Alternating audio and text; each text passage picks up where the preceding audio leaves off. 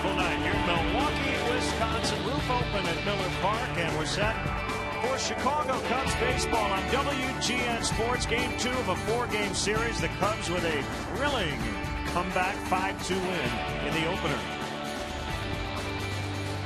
And great to have you with us. Cubs baseball here on WGN. Jim DeShays and Len Casper. Hey, the trade deadline's over. Checking my feet. I was going to say. You've just been traded to Toronto. Uh-oh, for a broadcaster to be named later. Well, busy day around the big leagues, and the Cubs made a couple of moves. Yeah, they did. Not unexpected. They were looking to shore up the 5th spot in their rotation. They were able to do that by acquiring veteran Dan Haren. Having a nice year down in South Florida. He's had a very good, very successful Major League career. And it'll be nice to see him in a Cub uniform. And also from Baltimore, Tommy Hunter, hard-throwing right-handed reliever, on board to fortify that bullpen. Junior Lake headed to Baltimore. So Dan Haren, he does not throw hard. Fastball 86, 87, but he knows what he's doing. Yeah, to me, he's a percentage guy. Sure, he's going to go out there, and there are going to be days where his location is off. He's going to get hit around a little bit. But he's a very heady guy. Typically, he throws a lot of strikes, has very good control. So I think, a decent percentage of his starts are going to be very good, and that's what you're looking for from a 5th starter. Just keep you in the ball game. And Hunter, a guy who used to be a starting pitcher with the Texas Rangers, found a home in the Baltimore bullpen, and as I mentioned, a hard thrower, 96 to 97, 98 miles an hour with that heater.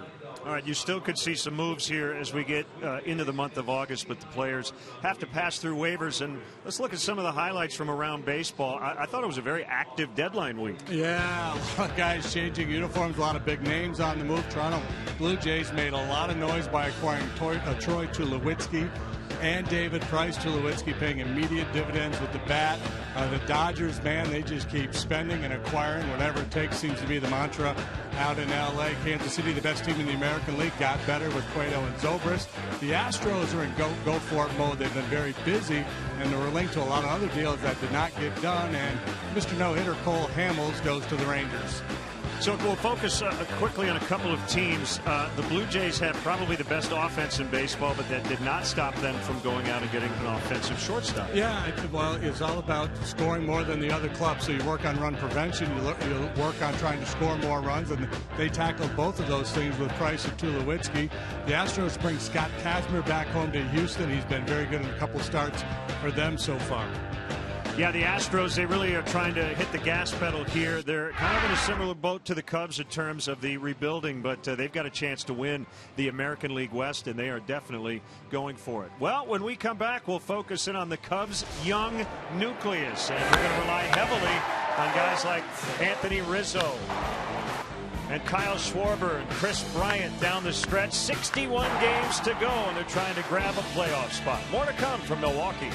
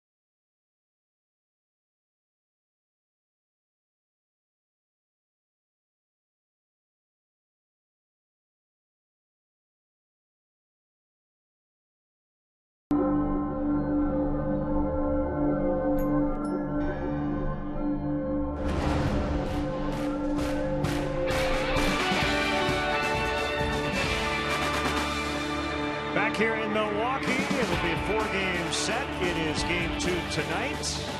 I'm going to have some brats tonight. Got to watch my waistline as well. Not easy to do when you're here at Miller Park in Milwaukee. So Anthony Rizzo, coming out of the All-Star break, was pretty cold with the bat, but man, he's come up with a couple of huge home runs the last 2 days. Yeah, I guess under the category if you can't keep a good man down, you know sooner or later Anthony Rizzo is going to get it turned around.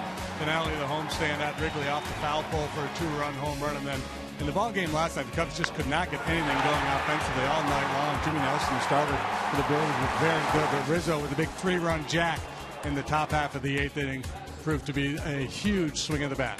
Yep, so 2 homers, 5 knocked in the last 2 days for the 2-time All-Star Anthony Rizzo. And as we talk about tonight's pitching matchup, we've got a couple of right-handers. Jason Hamill, he's had some short starts here as of late, but he has never lost to the Milwaukee Brewers. No, he's 6-0 lifetime against the Brewers, and very comfortable in this ballpark, too. He's 4-0 with an ERA below here at Miller Park. This will be our first look at the youngster, the rookie Taylor, a youngman, big right-hander. He's done quite well. Last 5 starts, 3-1, 1.175 earned run average. By the way, the Brewers were busy today as well. Jonathan Broxton and Gerardo Parra got traded. Jason Hamill against the Milwaukee Brewers. Taylor Youngman coming up. Lineups and first pitch right around the corner.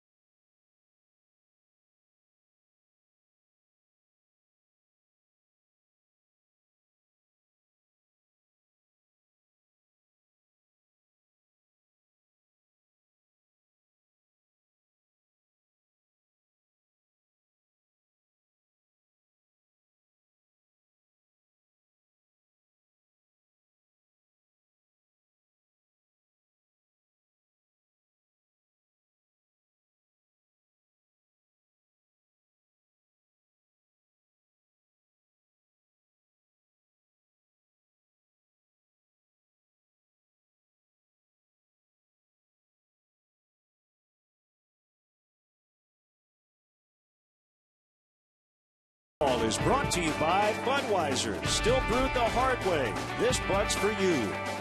Honda. Great deals are happening at the Honda Summer Clearance Event. Now at your Honda dealer. Napa. Home of Napa know-how. Ford. America's best-selling brand.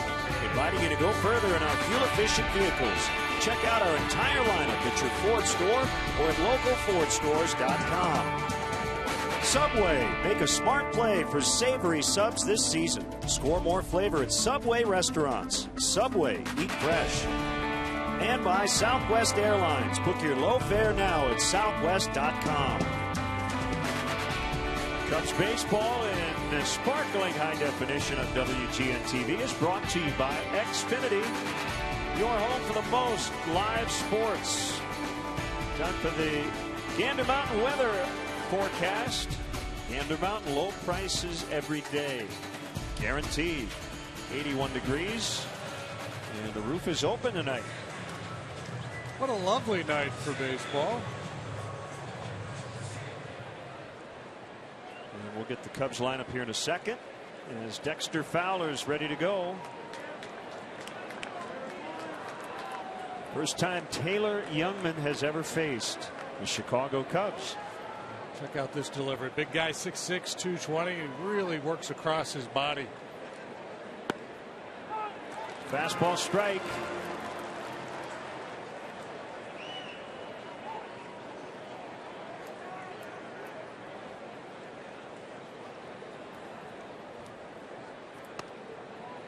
outside that time. 94 on the Heat. Youngman from Texas was a Longhorn, 25 years old, 12th overall pick in the 2011 draft. Fowler did not mean to. Let's get the Cubs lineup brought to you by Southwest Airlines. Book your low fare now at southwest.com. Schwarber, Coghlan is going to hit third again tonight. That moves Chris Bryant down to the 5th spot. Soler, Castro, the pitcher Jason Hamill, and Addison Russell. Off to a good start here in the second half. That's a curve in the dirt. 2 balls, 2 strikes. Schwarber and Coghlan to follow. Cubs have won 3 of their last 4 after getting swept by the Phillies last weekend.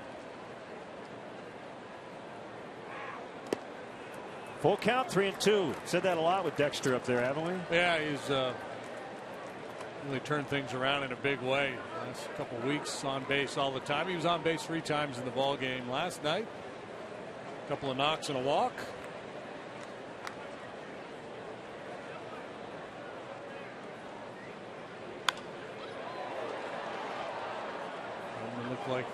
Looks like he is determined to establish that fastball here in the early going. Also has a curveball and a change. Really struggled with his control in the minor leagues. He's tightened that up quite a bit. He's a lot better in the big leagues this year than he was down at AAA. Strike 3 called. Victor Wendelstedt back at the plate. Crew chief brings him up. Check in with the Brewers defensively. They've lost a Gold Glove outfielder each of the last 2 days, with Gomez and Parra being traded away. Here's what remains. Chris Davis left. Shane Peterson makes his first big league start in center. He's done it a lot in the minor leagues. Ryan Braun in right. Herrera, Segura, Jeanette Lind across the infield. Jonathan Lucroy behind the plate. And Youngman on the mound.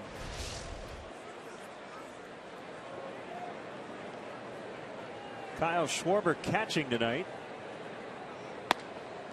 And that's on the outside corner. So 9 big league starts for this young right-hander, and he's pitched very well. 5-2 with a 2.14 ERA. He's allowed 2 or fewer in 8 of those 9 starts, including his last 6. Hasn't given up many hits.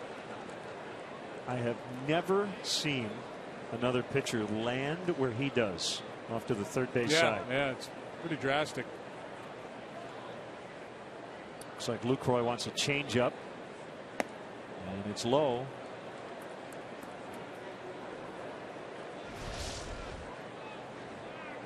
Look where it is in relation to the pitching rubber. It is completely the way he drags his back foot. Yeah, right there. Strange divot that he's leaving. Swing and a miss. And it's 2-2. It's a Longhorn against a Hoosier.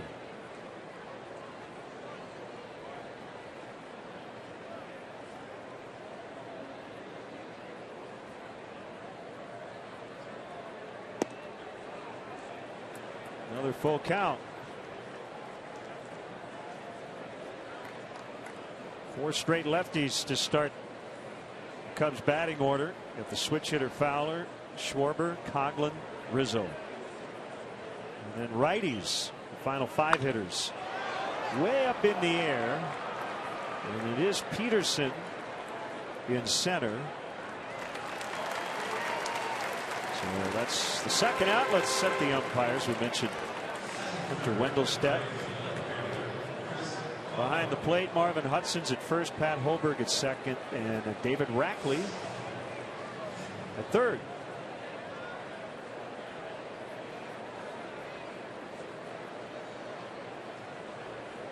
Coghlan played third last night. 0 for 5, but he did line out twice. You know me with my uniform quirks. These Brewers throwbacks. This should be their main uniform. That's toward right, but Jeanette with the spinning play, and he gets Chris Coghlan, and the Cubs go down 1-2-3 in the first inning.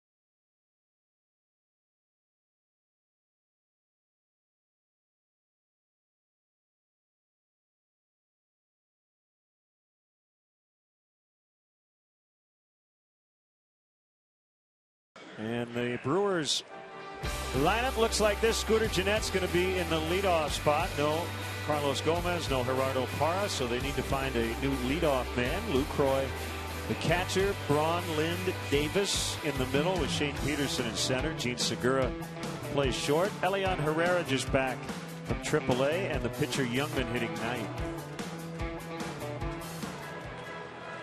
Cubs defensively this evening: Coghlan, Fowler, Soler, left, center, right.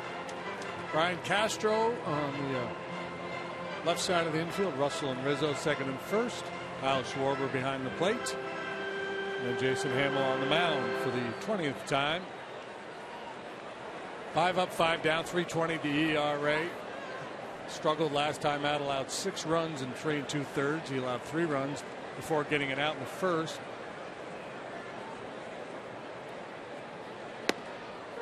Good start. Fastball 93. Be high on Gennett. Yeah, I'm not convinced that the hamstring wasn't bothering him a little bit last time out. Had a hard time finishing his delivery. Was leaving pitches up in the zone. Foul tipped, or at least fouled, as Schwarber dropped it 0-2.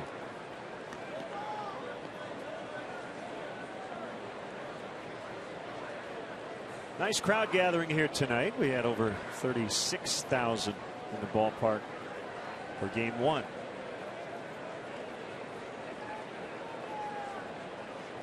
Milwaukee leads the season series 4-3.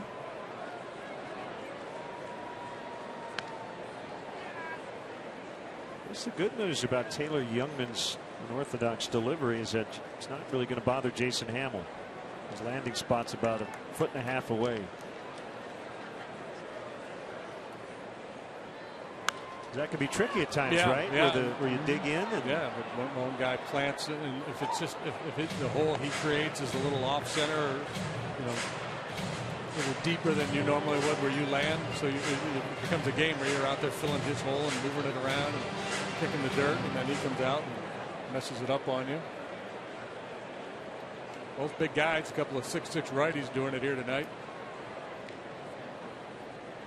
32-year-old deals in that.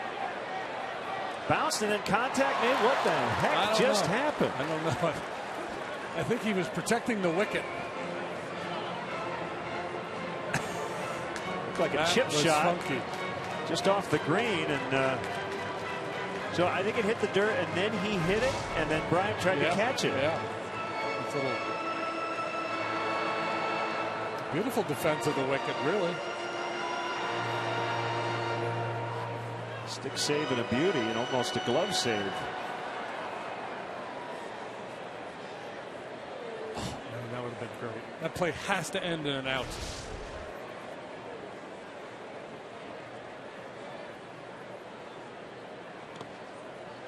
Yeah, why not try it again? The guy's willing to swing at one that bounces. Might as well take another shot down there. Hamill, about 90% of the time, it's going to be fastball or slider. Does have a curveball and a change as well.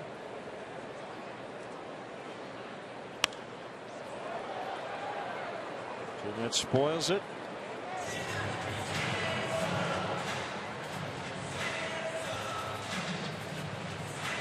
So the Cubs, with their moves, are actually going to play a man short tonight. Bullpen's fine, but Ben Rowan designated for assignment.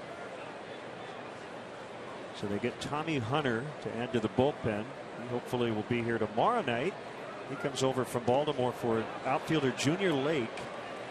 And we wish Junior the best. He'd been in a really nice stretch at Iowa.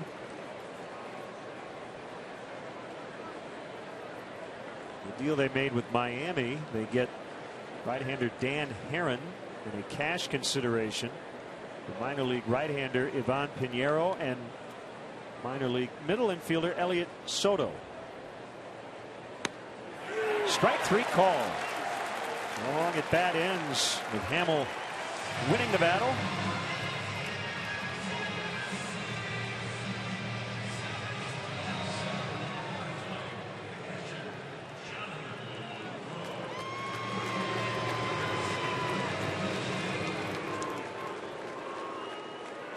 And the catcher Lucroy.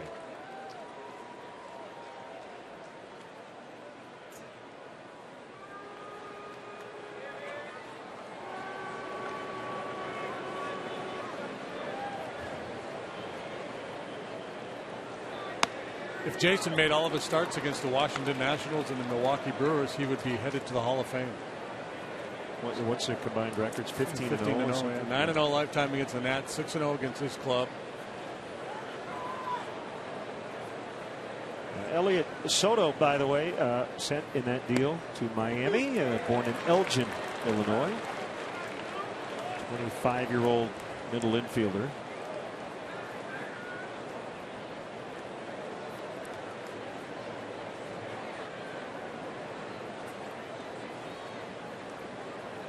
So Herron at some point will jump into that 5th starter spot, but it won't be Sunday. So the Cubs will need a 5th starter for Sunday. Herron likely to go in that Pirates series, possibly on Wednesday night. He pitched 6 innings yesterday.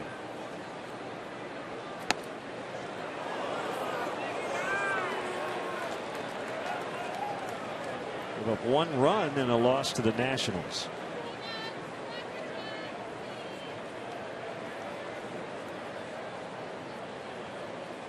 Yeah, I think mission accomplished for the Cubs. There was rumors all day long that they were involved in a big possible 3-way deal with Padres and the Red Sox. Bryant backhands. 2 outs. And Theo had said all along that he would be willing to give up, pretty significant piece if it were for a long-term player. That never materialized. So you get Dan Herron here, the veteran, 143 wins since 2005. A solid major league pitcher for a long time. And you get the big arm of Hunter to help out in the pen without giving up any of your big prospects. Herron's given up 21 home runs in 129 innings, but he's only walked 25. So a good control pitcher. He's basically been a 6-inning guy all year long. Low whip. Just want your 5th starter to give you a chance, right? Yeah, and it's been a revolving door here, and he's going to stabilize that situation.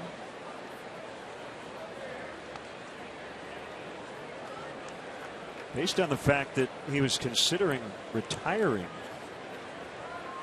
when he got traded to Miami, it's possible that he might ride off into the sunset after this season. We'll find out. All the Cubs want is for him to give them the best 2+ months of his baseball life, if possible, right? Whatever you got left. Whatever you got left.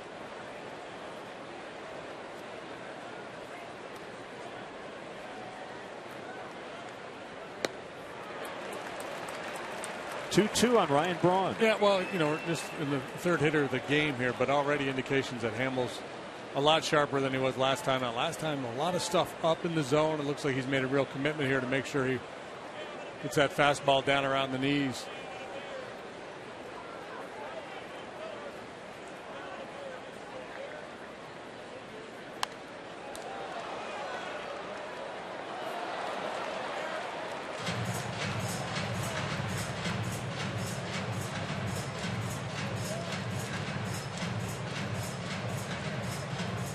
Well, sometimes just the timing works out in funny ways. The Brewers traded Carlos Gomez right before the game last night. He had been in their original lineup.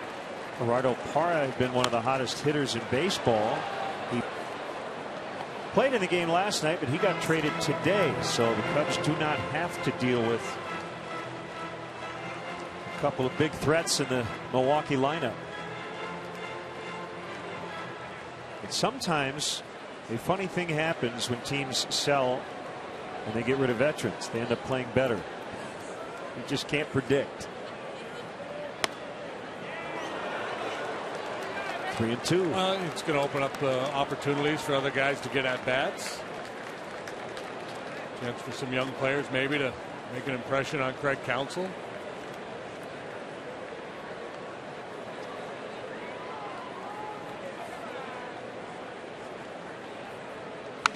Well, that's the thing about baseball. It's very democratic in this sense. You make a trade in basketball or football or hockey, you take a guy's spot, but it doesn't mean you're going to touch the ball or the puck.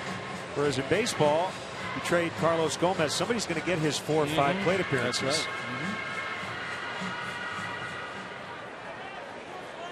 That's why one guy doesn't make as big a difference often as we think. That one driven very deep, right center for Ryan Braun, and it's in the bullpen. That is career homer number 249. He's 2 away from tying Robin Yount's club record.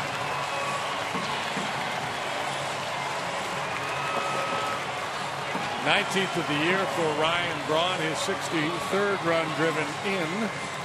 And talk about it frequently. That's his stroke. He really drives the ball well the other way. Right center. Good power in that direction. Got to make sure you get the ball in on him. It looks like they were trying to do that. Saw Schwarber slide to the inside part of the plate. Jason just didn't get it in there.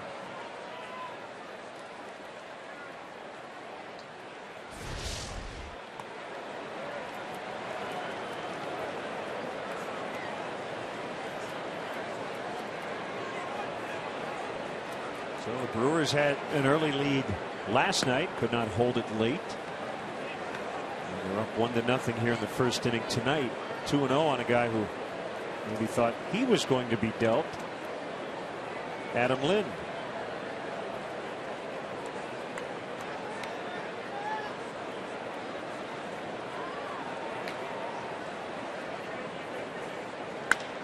Sharply hit on the ground. It's Castro. He's got lots of time, and that's the inning. Ryan Braun, a 2-out home run. It's 1-0 Milwaukee after an inning.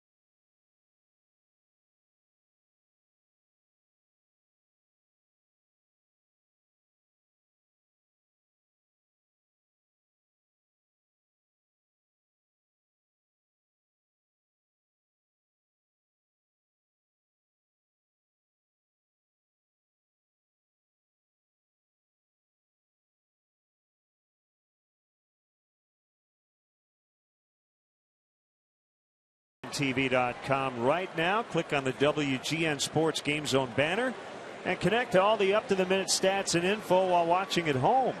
Game Zone is sponsored by The Great Escape, pools, patio furniture, hot tubs, and more. Everything you need to have more fun at home this summer. So a 1-0 lead for the Brewers and a strike on Anthony Rizzo. 3 for 4, a double, and a game-winning 3-run blast in the opener.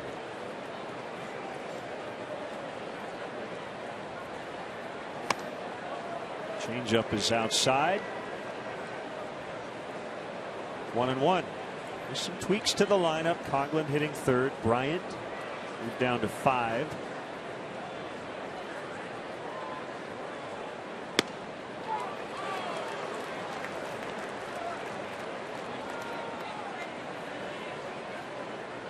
typically an advantage for the pitcher the first time hitters see him, and this is the Cubs' first look at Youngman. And that may be amplified a little bit too because of the funky nature of his delivery. Strike 3 called, and no argument at all from Rizzo.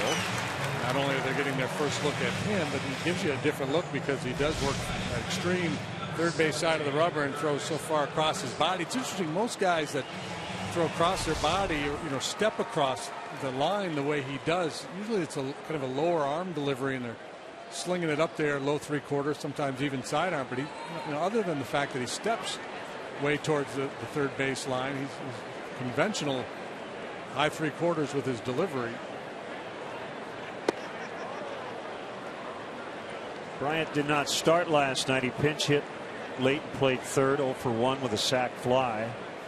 And notched his team leading 60th RBI.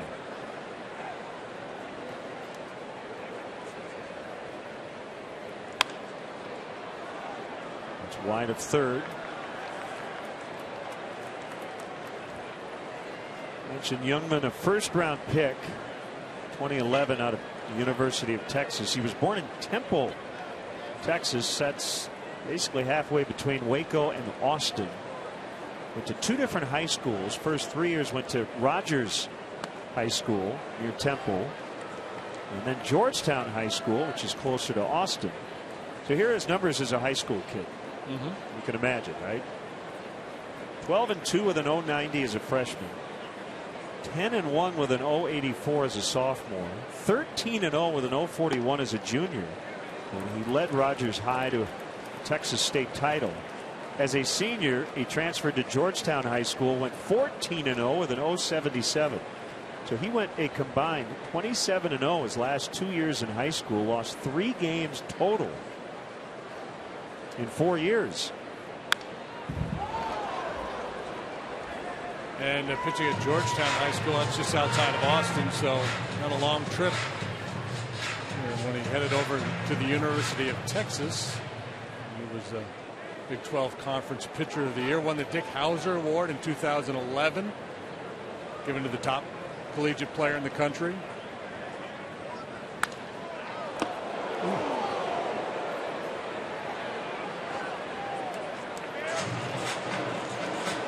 Finalist for the Golden Spikes Award in 2011. Man in the batter's box. He won all that hardware, didn't he? You're right, yeah. Chris Bryant from the University of San Diego. So the Hauser Trophy goes to the top college player. The Golden Spikes goes to the top amateur. Essentially the same thing, right?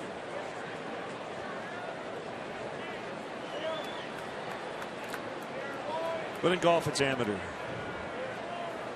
right? I say amateur, but if it's a golfer, it's amateur for some reason. He walked him.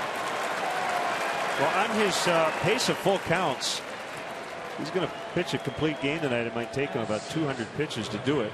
Cubs working a lot of deep counts, and that's their first base runner. And here's Jorge Soler. Hitless last night.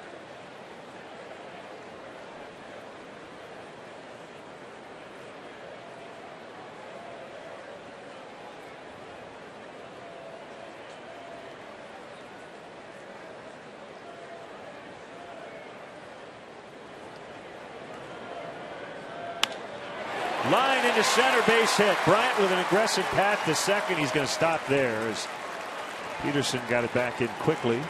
Soler looked a little different to me in the batter's box. A little lower crouch, a little something. Maybe wider? I don't know. Yeah, maybe just trying to quiet things down a little bit. Toe tap and go. Yeah. Wider, but I don't think he had that front foot set as far back as he normally does. Not as far to travel. Seen Addison Russell make a similar adjustment of late. They've been trying to work with Starlin Castro to tighten things up a little bit in that regard. Change his stance a little bit, stay a little taller. Well, you wouldn't think Jorge would need a lot of moving parts with his strength, right? No. Yeah, he generates a lot of bat speed. A lot of times it's just comfort and rhythm, and you just fall into habits. And, sometimes go through a prolonged stretch where you're not really getting the barrel to the ball. You need to make some changes. Strike on Starlin. Castro hitting 4 tries, scored a run in game 1 and made a fine defensive play at short as well.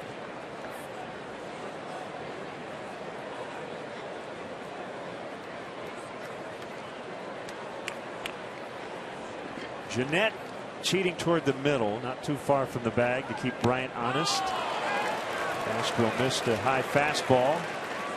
0-2.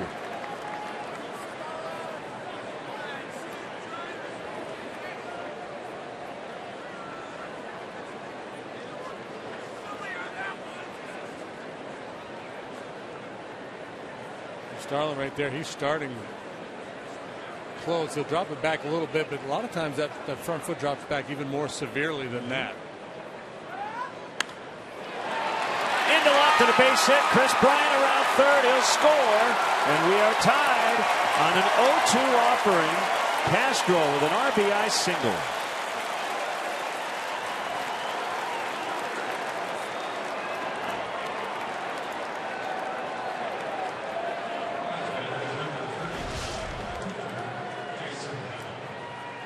Strike curveball, and Castro stays on it.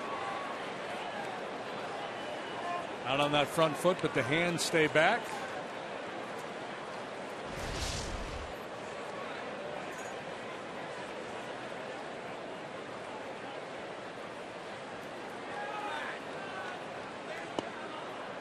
Hamill shows bunt, takes ball 1.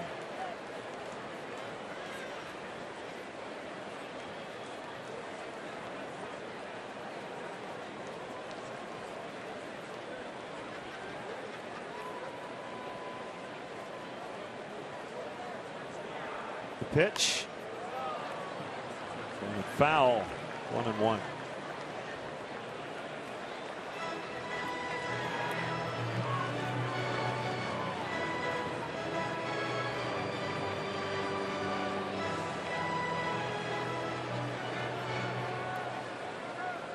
Rizzo caught looking. Bryant walked. Soler singled. Castro singled to drive in Bryant. Cornermen weigh in. Lynn ready to charge from first. Hamill gets it down, and it'll work as Lucroy will get him. 2-4 on the sac bunt. The pitchers are on a roll here all of a sudden, getting their bunts down. Arrieta successful last night. John Lester 3 times in his start the other day, successfully getting a sac bunt down.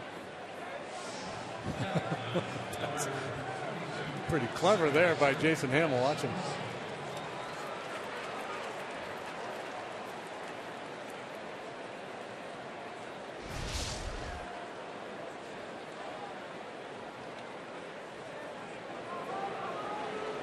So 2 in scoring position for Addison Russell. Ball 1. Hitting .295 to start the second half.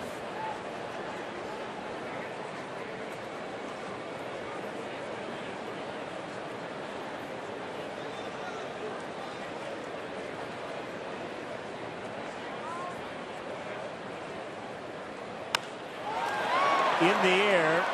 And it's Peterson ranging into left center, and that will end the frame. Castro with an RBI single to tie it up early. 1-1.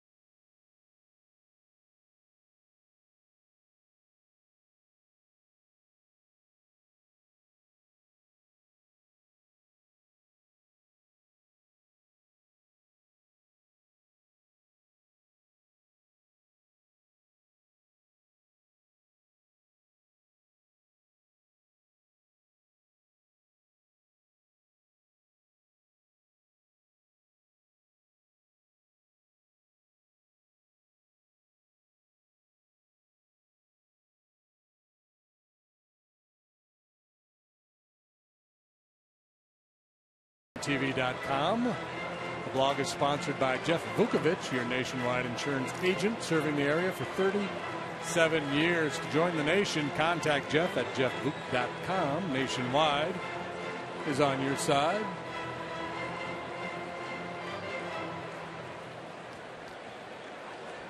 Jason Hamill gave up a Ryan Braun homer in the first. Cubs tied it in the top of the second.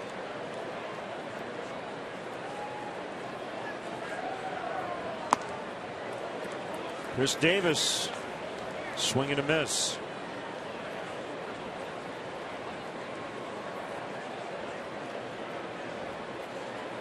Davis does not get cheated. Rolled into right.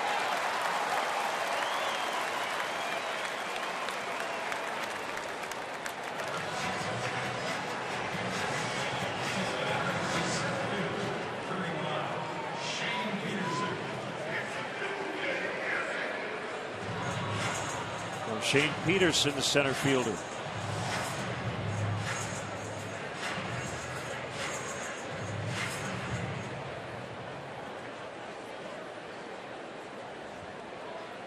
Peterson, 27 years old, Long Beach State product. Drafted by the Cardinals, second round, 2008. Made his debut 2013 with Oakland.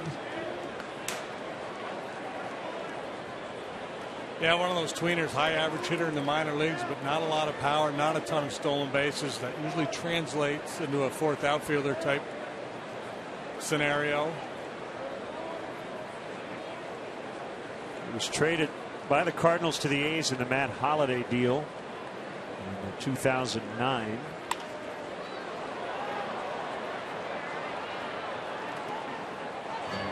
Sounds like the Brewers will kind of mix and match in center field for the rest of the year. Got Logan Schaefer back from the minors.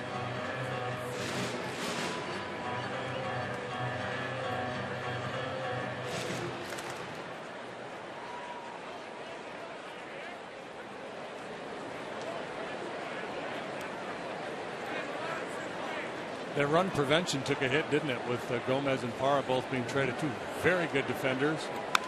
And Jonathan Broxton was part of their bullpen.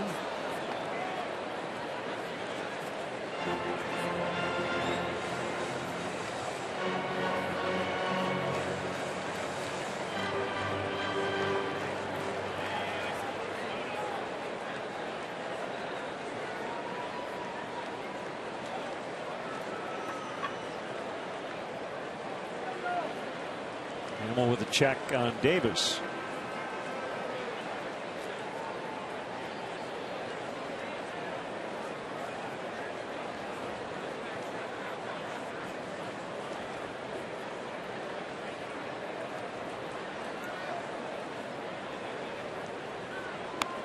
Swing and a miss, strike three. I was talking with a longtime Brewers observer before the game and made an interesting comment.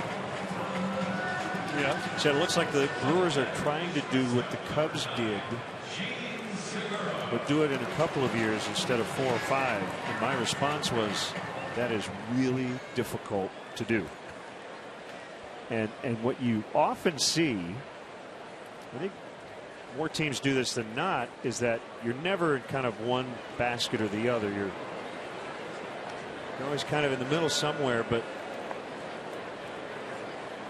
it is hard to just say, okay, this is how we're going to do it. We're going to take whatever big league assets we have, and over the course of the next 1 to 2 years, we're going to turn that into as many young, high ceiling prospects as we can. Takes a ton of patience, as we know. Fortitude, all that stuff. Yeah, and then a lot depends too how much you're willing to dip into the free agent pool the next off season. If you're willing to, if you feel like you're a little bit closer, then it makes sense to be aggressive in free agency and try to sign some veterans. But if you're going to the complete rebuild and you're acquiring A-ball assets and through the draft, then you're probably at least 2-3 years away anyway, more like 3 and 4. So it probably makes sense to keep your powder dry and not jump into that free agent pool right away. The trap is you end up being a middling team for a long time. So you show the appearance of being competitive. But if you're winning 75 to 80 games a year, does that really help you get to where you need to be in 2 or 3 years or 4? It's tough. The owner's saying put 35,000 people in the stands. I don't want it to go down to 22 a night. Yeah, well, Philadelphia is a great example of hanging on to their veteran players. And Ruben Amaro, I saw his comments today, speaking about the Cole Hamels trade, how difficult that was to let go of iconic players. When you've had a lot of success, like a team like the Phillies did, it becomes even tougher to say goodbye to those veteran guys.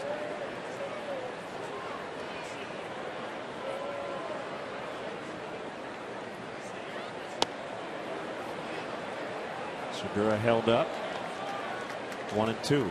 I'm not saying it's impossible to condense everything into a 2-year window to get back to where you really want to be, but again, it's very, very tough. I think you just have to write big checks. Like literally the big check that they do on that home plate. Hamels got a cover. He's not going to get there. And Rizzo with a nice play. He had no play at first. None. So they get the out at second. Yeah, and Anthony thinking second all the way, aggressively charging that ball. Still had time to get Davis. Well done. Cub fans, summer is here. Don't miss your chance to catch a game at Wrigley Field. The Cubs return to action at Wrigley next Thursday. That's August 6th. A 7-game homestand featuring the San Francisco Giants. That should be very entertaining. And the Milwaukee Brewers. To purchase tickets, visit Cubs.com.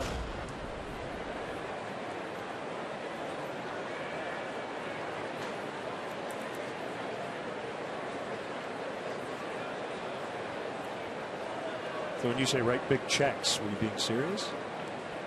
Big dollars. No, I meant, what would you do if you were in the Brewers situation? I guess would you kind of try to reload quickly, or would you say if you're trying to make it happen more quickly? And I don't know what they have in their farm system, so I guess that's, if you've got some kids that are close to being major league ready that you think are going to be, not just but legitimate impact players, then it makes sense to be a little bit more aggressive in free agency. If your guys are still down in A-ball, then you don't have to be that aggressive. But I do believe you can turn it around. In a couple of years, it costs a lot more money to do it that way. Well, but I do like the idea of a big check. I like the idea of like a Ed McMahon kind of guy showing up at a free agent's house with a big check and a big handful of balloons. Mm-hmm.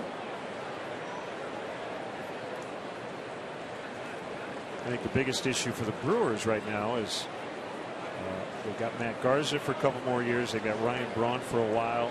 This is not a big market, so those contracts matter a lot.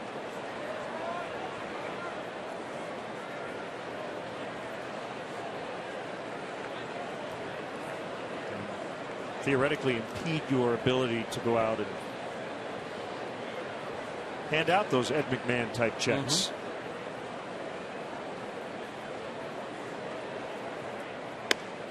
The irony is, if you were going to do the quick rebuild, you'd have kept Carlos Gomez and you'd try to extend him a year or two at a fairly reasonable rate, which they had him for next year. Yes.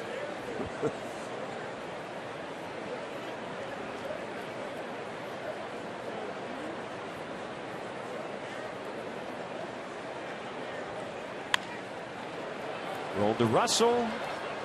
And the inning is over. Herrera grounds out. They cannot convert after the leadoff single. 1-1 after 2.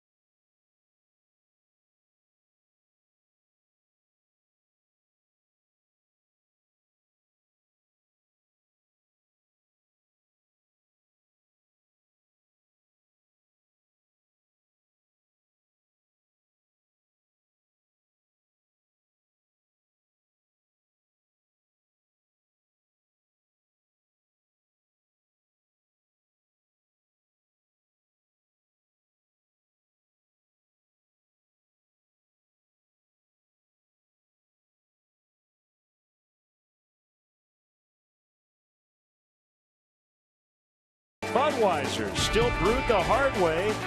This Bud's for you. Take a look at our Mazda replay cam. We'll take a look at these two big right-handers. Jason Hamill on the right, more conventional and young men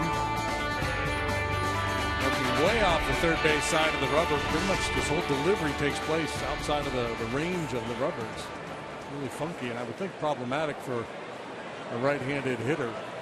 Mazda, conviction, creativity, courage. This is the Mazda way. So Dexter Fowler will lead off the Cubs third. Stray baseball. Schwarber will grab it. Interesting news out of Pittsburgh. A.J. Burnett has got an inflamed elbow. Yeah. He's going to the disabled list. A 38-year-old all-star. Struggled the last two times out, got hit around pretty good last night. Interesting that they didn't announce that till after the trade deadline passed. They did make a trade for pitching. They acquired Jay Happ from the Mariners, Joaquin Soria for the bullpen from the Tigers.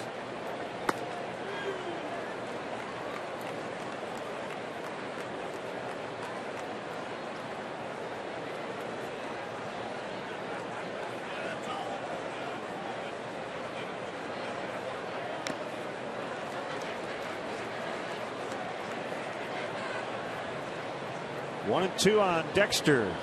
Struck out looking to lead off the game. Came in with a 14-game on base streak, during which he has sported a .538 on base percentage.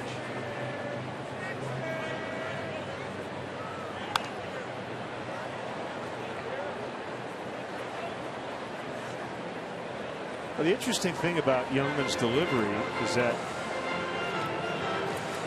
like a lot of guys, you mentioned his command issues.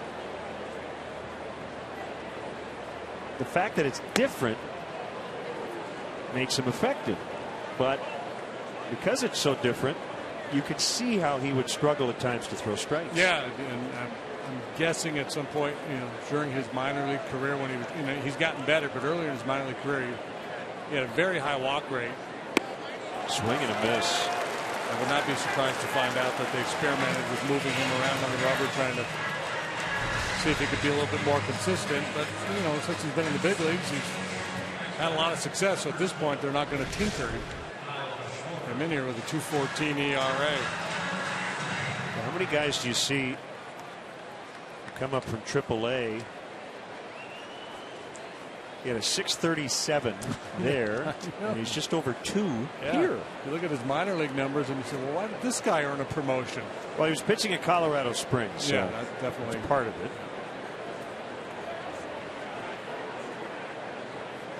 Kyle Schwarber fly to center. His first time up.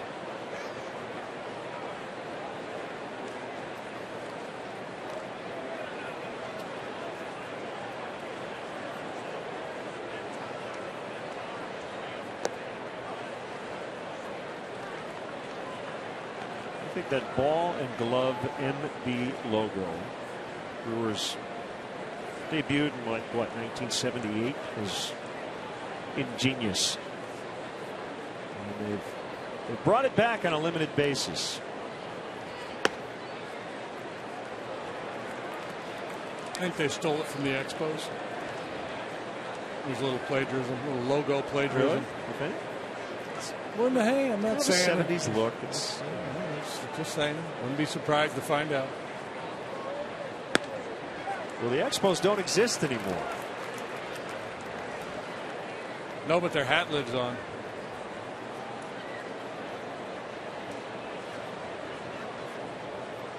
Youppi's still roaming around the streets of Montreal. Yeah, I think does Canadians games now. Doesn't he? I think he does show up every now and then.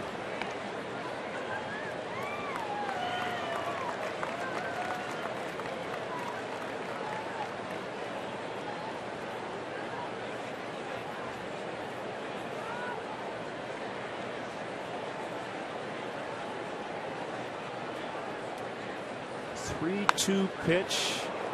Get hard foul. Schimberger. Don't rub it. So it was Tom Mindell, an art history student from Eau Claire, Wisconsin, who won the logo contest, the winner of 1977. Took home $2,000 as a result. Deep left center, Peterson just onto the warning track for the out.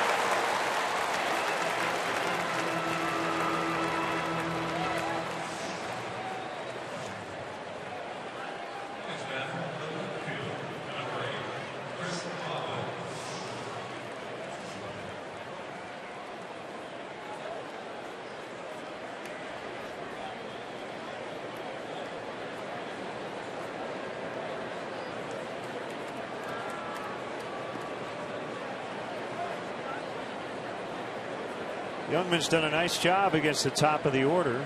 1 through 4 early on. And combined 0 for 6.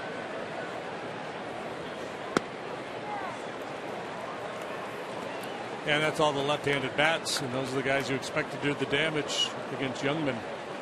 We'll see how they do second go around here. Coughlin and Rizzo when they get their second looks.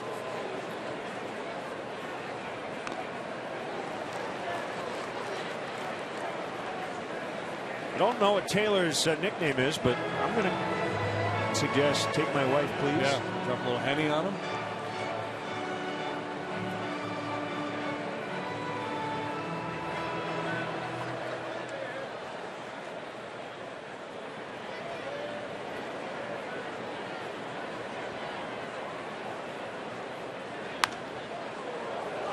Let's go over the Cubs dugout.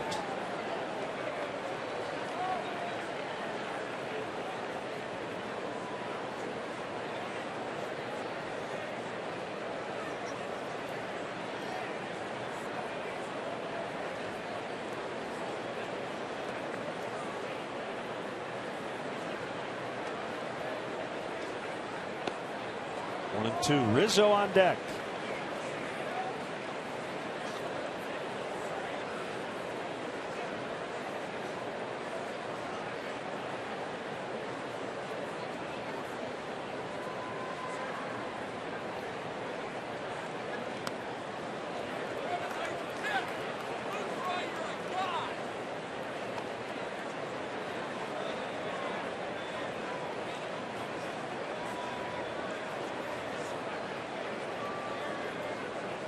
That man an ice pack. Something cold to hold in that hand. 2-2 on its way. Good swing.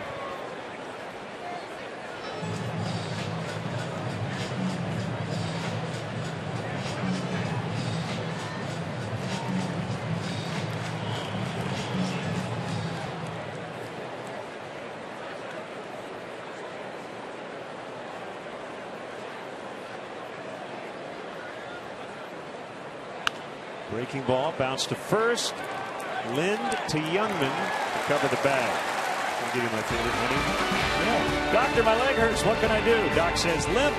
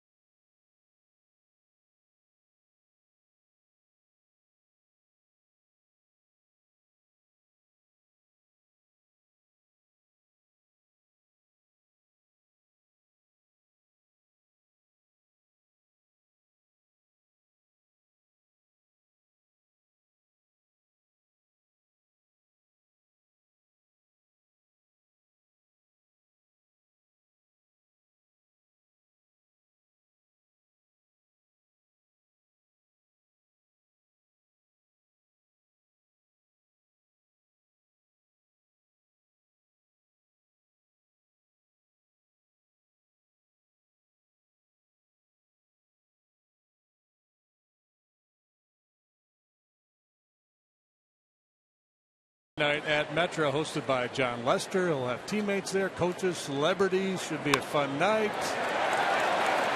Russell can't get it. Taylor Youngman's 4 out of 16. Like that.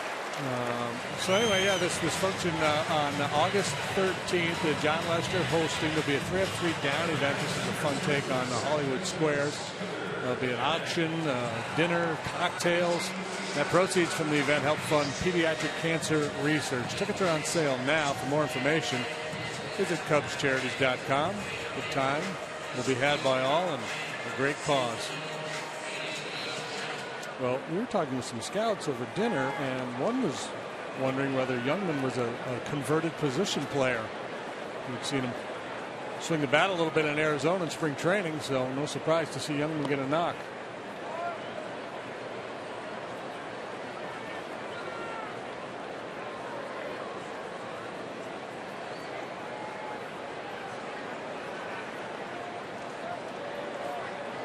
Want to know on Jeanette.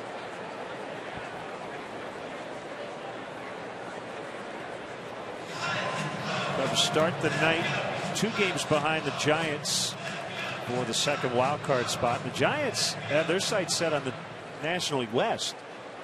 They prefer not to be in the 1-game play, and they're only a half game back of the Dodgers going into play this evening in a strike, making it 1-1. Mets with a stake to the heart type loss yesterday. They had a 7-1 lead over the Padres. Could not hold it. Giants are down early 6-2 in Texas in the 3rd.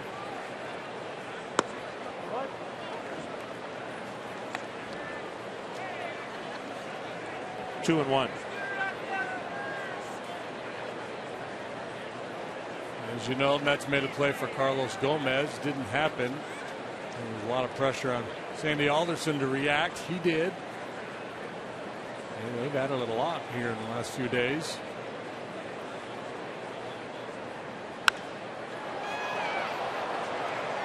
Coughlin is over, and he makes a catch in foul territory. Went up against the sidewall, so let's see what the wild card competition did. Now Mike Leake, he's really been throwing the ball well. Doesn't mean he will continue to throw it well, but he appears to be a good pickup for the Giants. And Jonas Cespedes from the Tigers, they're putting up very good numbers, and he'll help that anemic Mets offense. They got all that good young pitching. Cespedes joins Ellie Johnson. Juan Uribe also picked up. They called up Conforto, their top position player prospect. And the Mets, like the Giants, they're not thinking just about the wild card. They're trying to run down the Nationals. They've got a big series starting tonight. So Cespedes now, that's 4 teams, right, in the last 2 years. Oakland, Boston, Detroit, and the Mets.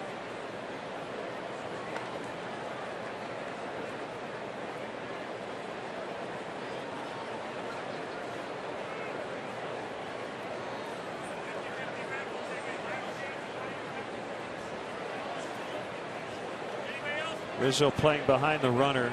It's Youngman at first.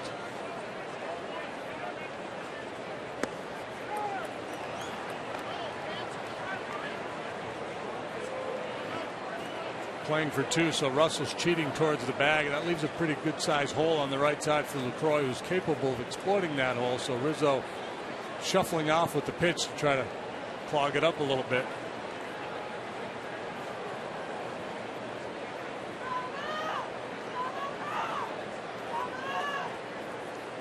Hamill set at the waist, and it's a strike. 93 to make it 1-2.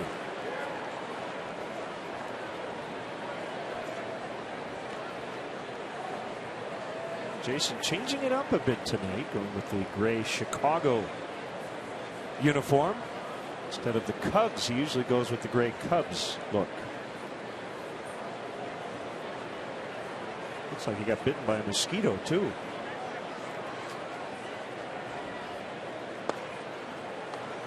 Two and two.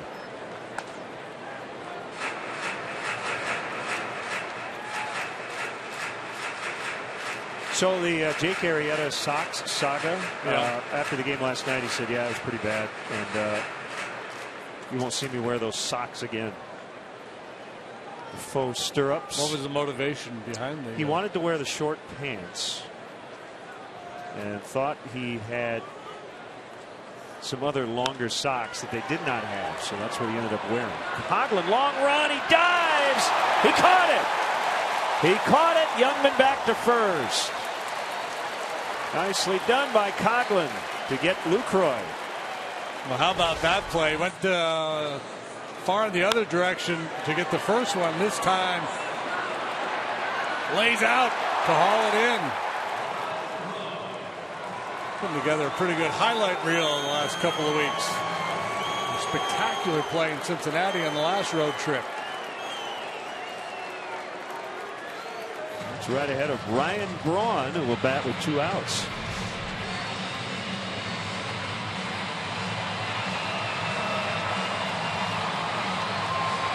So, yeah, for whatever reason, Jake had committed to the high pants, and those were the socks he decided to wear. That was a one and done. Got a lot of play on Twitter. It was trending on Twitter.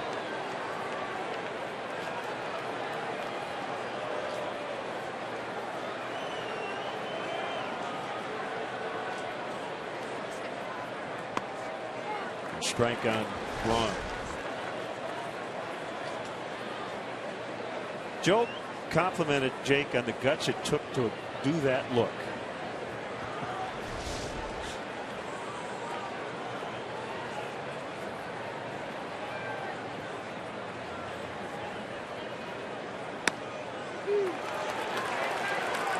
Oh, 0-2 to Braun. Over to right center. In the first inning, 22nd time he's gone deep against the Cubs. You would expect that list to be chock full of NL Central opponents. Sure. 18, 19 games a year. If you saw the Baltimore Orioles on that list, it would have been a little weird.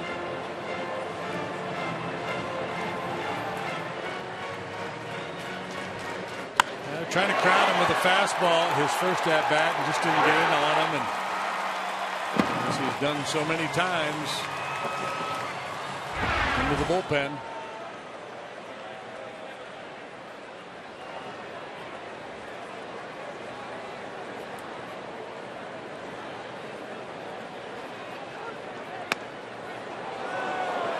Close, didn't get it. Schwarber got away from Hamill, but no problem. Braun kind of traps you a little bit. He stands far off the plate, so as a pitcher you look at in there and you go, you can't get to that pitch on the outside corner, but he can. He covers the outside part of the plate very well. Well, a lot of guys who stand off the plate are divers. They want you to give them that pitch on the outside.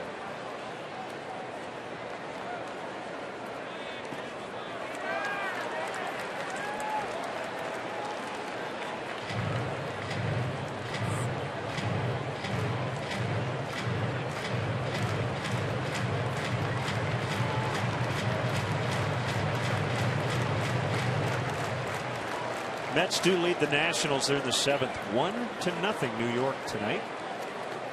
Matt Harvey. That game is at Citi Field. Harvey's given up just 3 hits. 2-2 pitch. Braun lines it foul.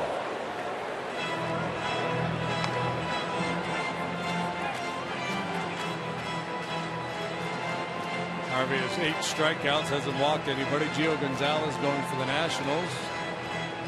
Done after 4 2/3. A lot of pitches, man. 105 pitches. 4 walks, 4 hits, but only 1 run.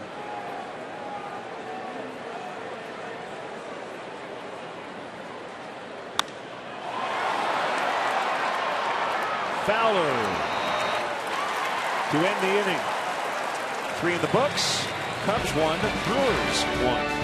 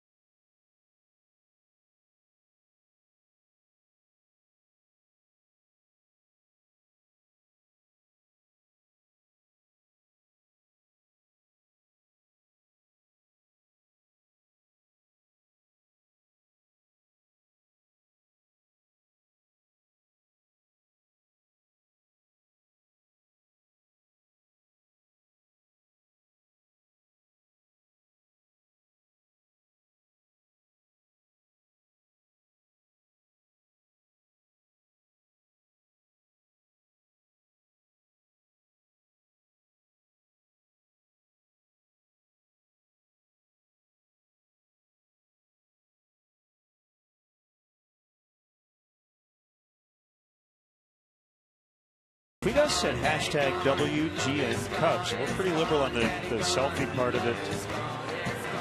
If it's a non-selfie, but it's simply a picture that you send to us, it's cute or fun or appropriate, we'll probably use it. We're good like that. Yeah, we don't have a lot of rules. Pretty good chance that baby didn't take that picture. We're kind of like Joe. Joe has very few rules. For the most part, it's whatever works, man. A lot of managers have that philosophy that the more rules I have, the more things I have to deal with, because guys are going to break rules.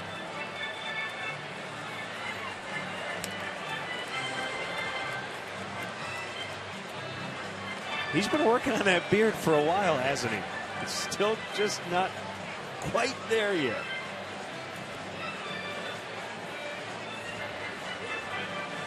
But the superficial doesn't matter. Yeah, I think the scruffier the better for Joe.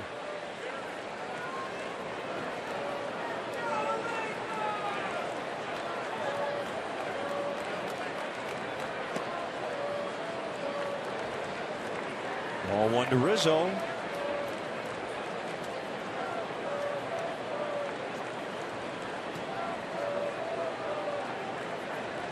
Taylor Youngman, big leg kick. That ball muscled out of the left. Base hit. That's a shift buster right there. It's a TOB. Thing of beauty.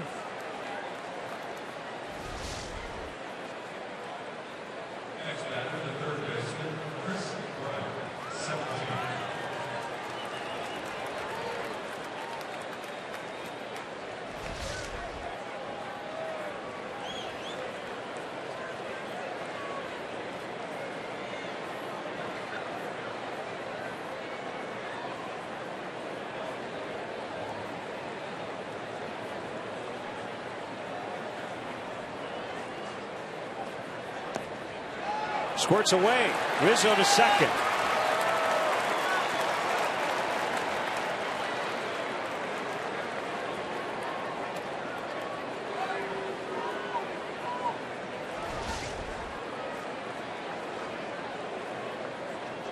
I think LaCroix was just a little late setting up there, and because of that was late to react.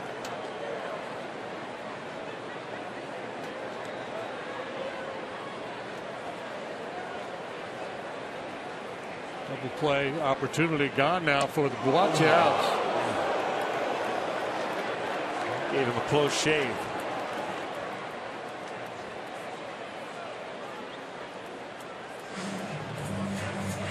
We talked about Youngman's control issues in the minor leagues with the Wasps, but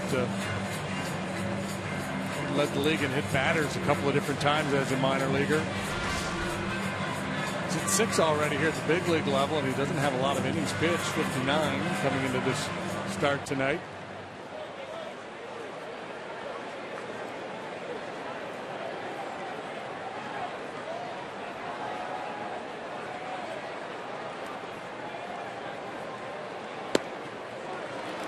Two and one.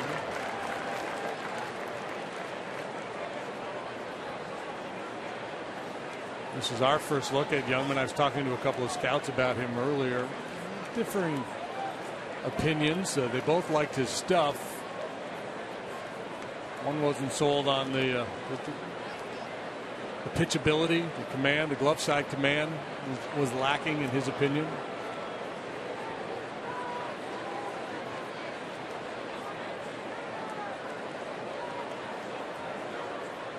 Getting a pretty good opportunity here.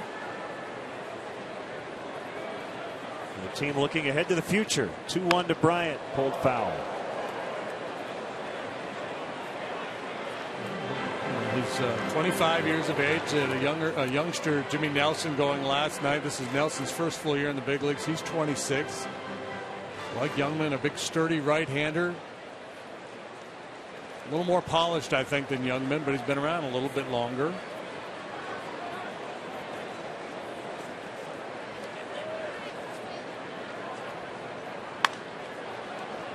There's a nucleus of good young arms that they got to work with, and with the trades they've made, they've acquired more.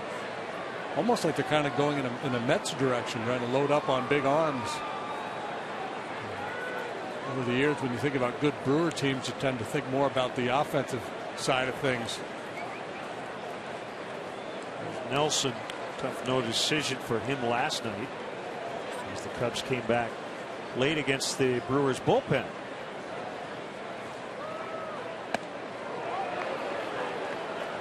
Three and two.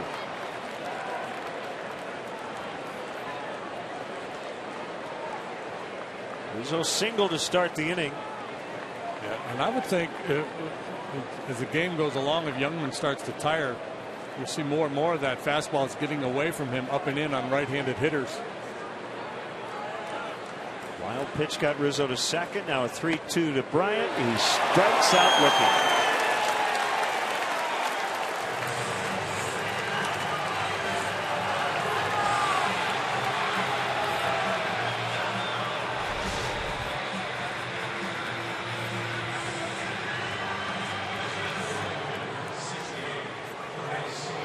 About everything inner half, inside corner to Bryant, including strike three.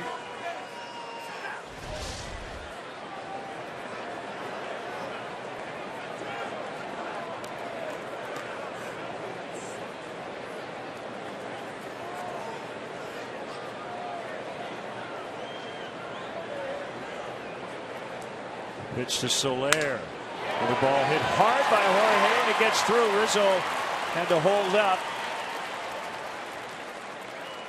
With that liner, bounced just before it passed the shortstop Segura, but Rizzo did not want to get doubled off. So first and third, and Jorge is 2 for 2.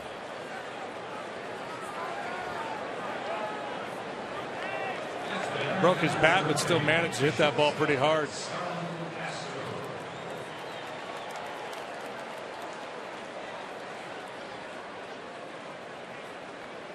Well, let's see how Joe plays it. Stay out of that double play. Get the go-ahead runner in.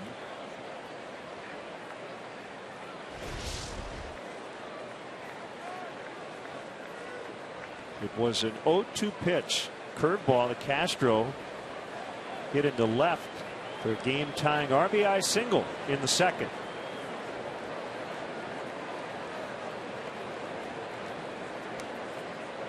Soler not running, and the pitch is in at the knees.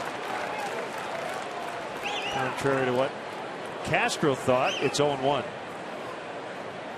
Bryant rung up on a borderline pitch, and now strike one to Castro appears low. Jonathan Lucroy, considered one of the better pitch framers in the game, might have stolen that one for his pitcher.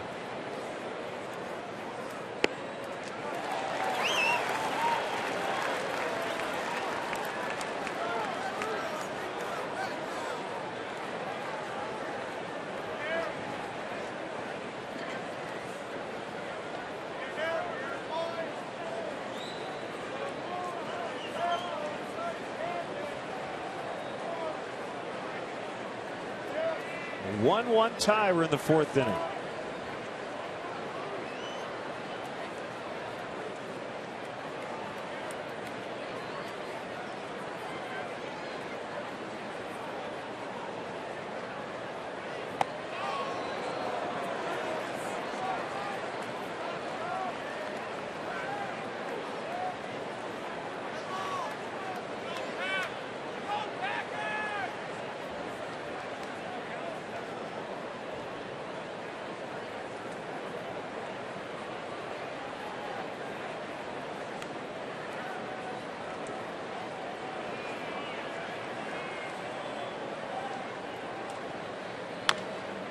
Chopper not hit very hard though, and they'll get one.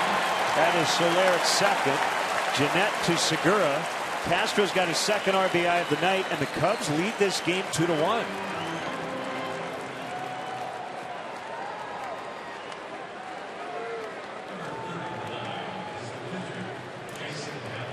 Well, that's the key there with the pitcher coming up next. Just make sure you put it in play. A soft little tapper. Not many options for the Brewers. They have to settle for the force play at second, and the Cubs have the lead.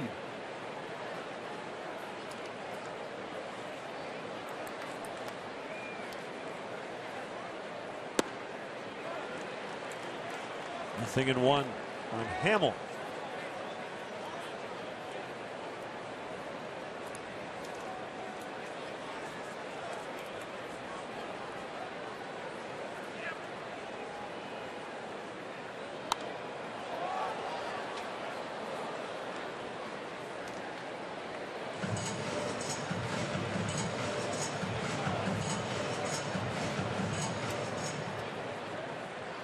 Pirates lead the Reds, bottom 7 in Cincinnati, 5-4. Reds are 4-0 at home this year versus Pittsburgh. Pirates looking for their 60th win. Hamill strikes out, inning over. And Starlin Castro's knocked in both Cubs runs tonight. They lead 2-1 in the fourth.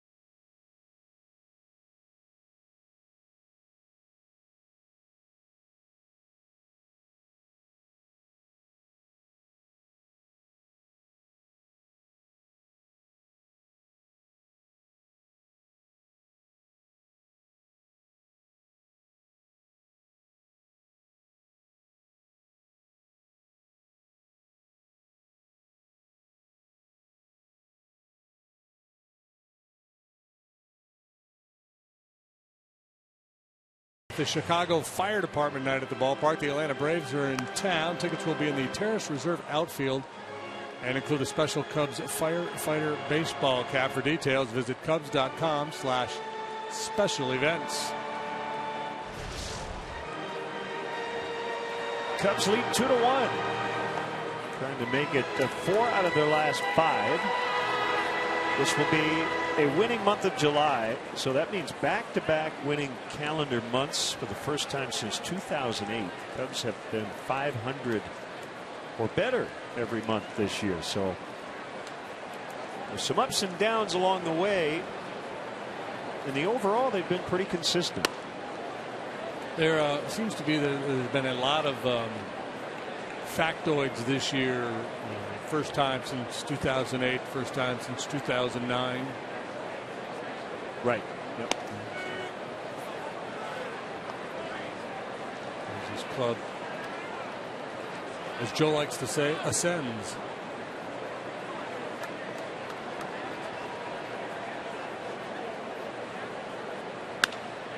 Hit hard on a line and to a sliding Addison Russell. Hey, Cub fans, show your Cubby pride with Cubs checking and an official Cubs MasterCard debit card, only available at your local Wintrust Community Bank. Go to wintrust.com/Cubs to learn more. Member FDIC.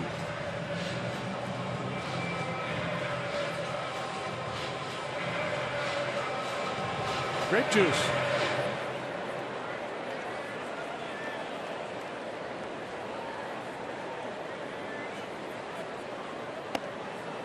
We want to send along our deepest sympathies to the family of Billy Pierce, former White Sox pitcher who has passed away at age 88. His wife Gloria, son Bill Jr., daughter Patty, son Bob, and 5 grandchildren. and a great grandchild as well. He lost his battle with gallbladder cancer. Spent a lot of his life raising money to fight cancer. And he will be missed. 88 years old. Lived a very full life. And he was a very good big league pitcher. 211 career wins. He actually pitched 5 games for the 1945 Detroit Tigers, who ended up being the World Series champions. He was with the 59 White Sox much of his career on the South Side. Finished up with the Giants in the early 60s. 5'10", 160-pound left-hander from Detroit, Michigan. 7-time All-Star, twice a 20-game winner.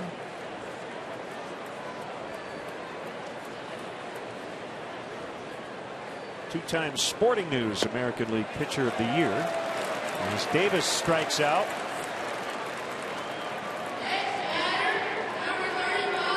Billy the Kid.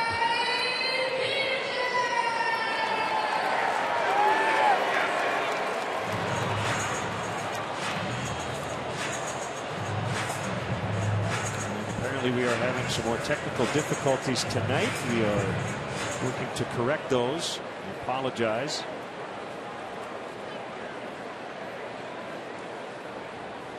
Number 19, retired by the White Sox, 1987. Base hit, Peterson.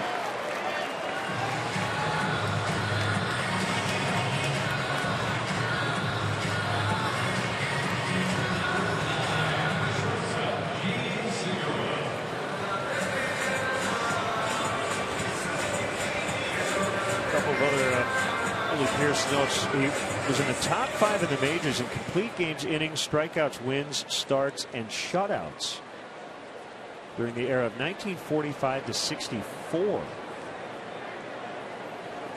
One of 13 pitchers to start 3 or more All-Star games. That's a list that includes Bunning, Drysdale, Ford, Gomez, Maddox, Palmer, Spahn, Roberts.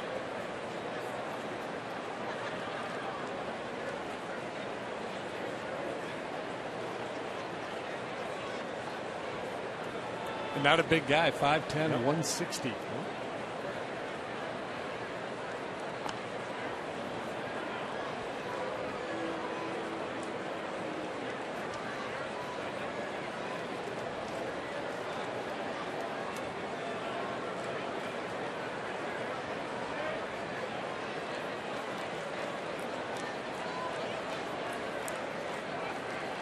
Peterson with some decent stolen base numbers as a minor leaguer.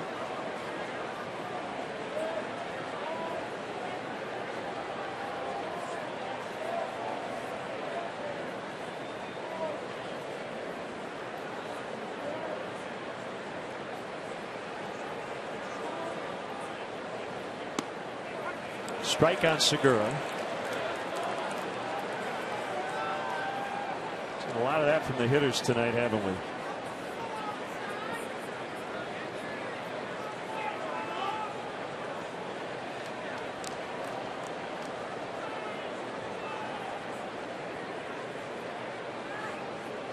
It's been a fairly generous strike zone. There goes Peterson. Ball is hit in the air to right. And it'll be Jorge Soler to end the inning. Rest in peace, Walter William Pierce.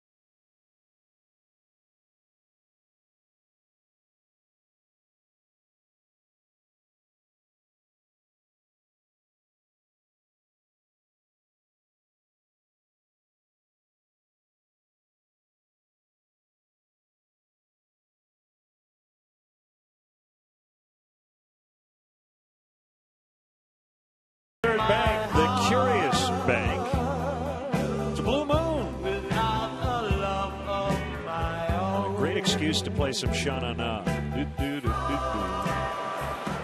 Swing and a miss by Addison Russell. So this is the second full moon of the month. Full moon of the month, yes. Doesn't happen very often, hence the phrase, once in a blue moon. Kind of looks like your eye when you go to the eye doctor and you look at that little thing.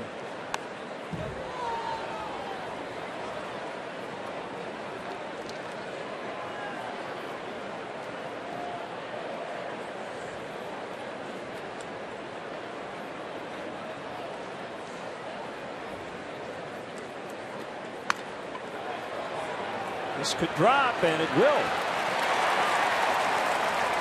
Russell is on.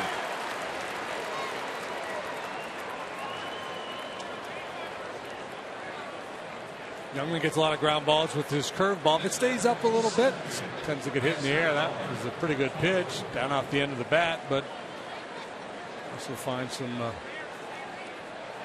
vacant real estate out there, and he's got himself a knock.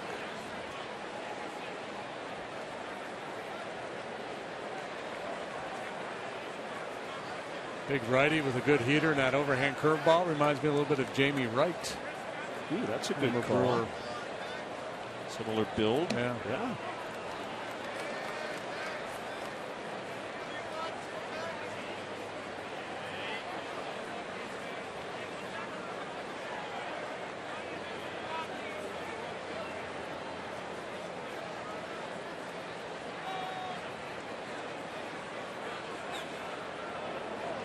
Throw over, Russell back.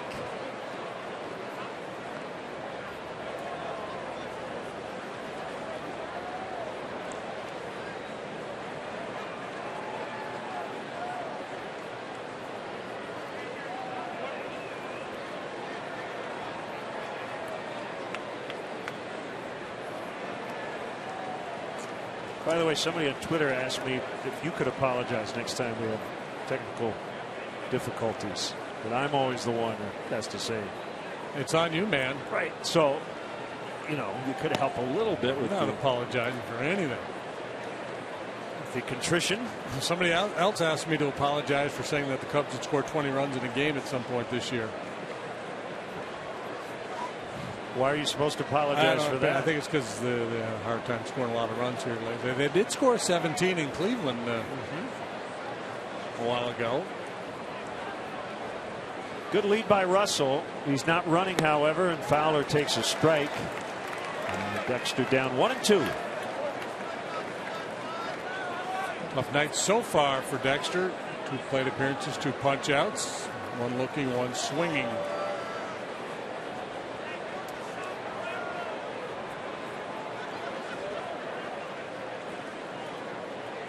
Yank that curveball through the hole on the right side, and Russell and go to third base.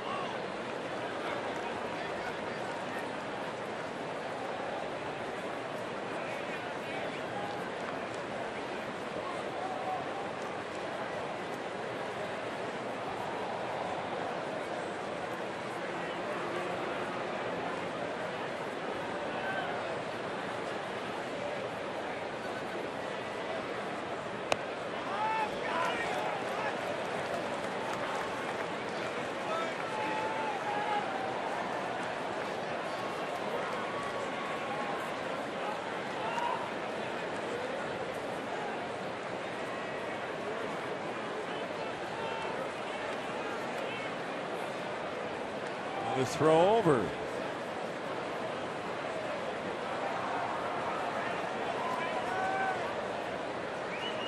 Always a challenge for the hitters when the umpire has shown an inclination for calling those borderline pitches strikes. Do you get out of your game, and are you willing to expand your own strike zone?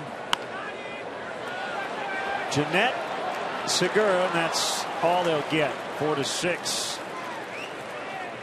Fielder's choice for Fowler.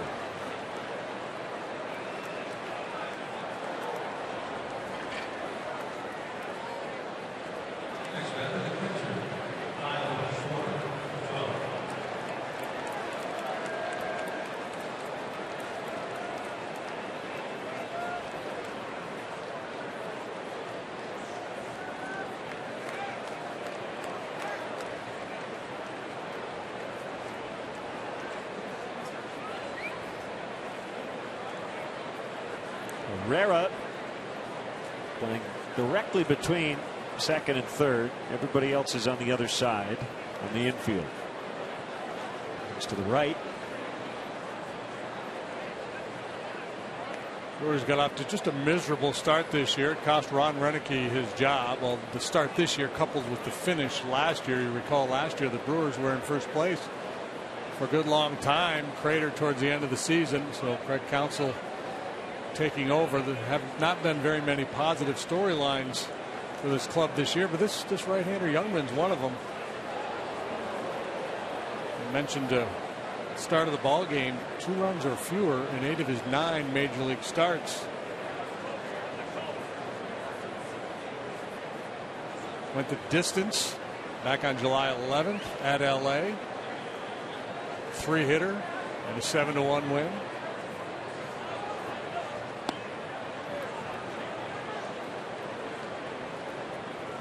One ball, no strikes on Schwarber. I would think for a guy like Youngman, the second time facing a big league opponent would be pretty interesting, right? Because they usually give the advantage to an unfamiliar pitcher facing hitters for the first time. Yeah, the hitters could look at all the video they want, but until they're actually 60 feet 6 inches away from a guy and seeing the ball come out of his hand, get a feel for the life of the movement on his fastball and the action on the breaking pitch, it's usually considered advantage pitcher. And then you add the fact that he's a little unconventional.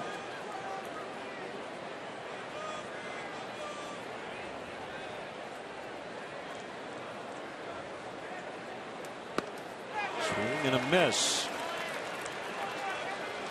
It's 1-2.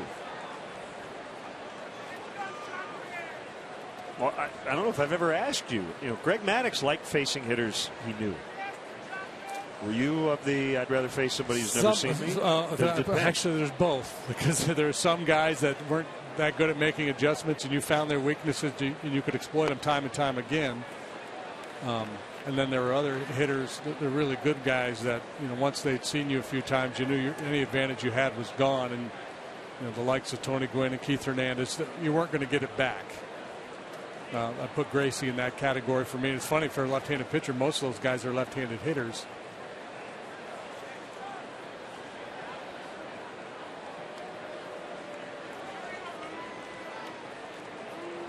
But I think that's what made part of what made Greg so special. He was so smart, and once he developed a book on a guy, not only did he know their weaknesses, but you hear the stories, the anecdotes are just crazy. How he, I'm going to pop this guy up to third on the third pitch, things of that nature. Right.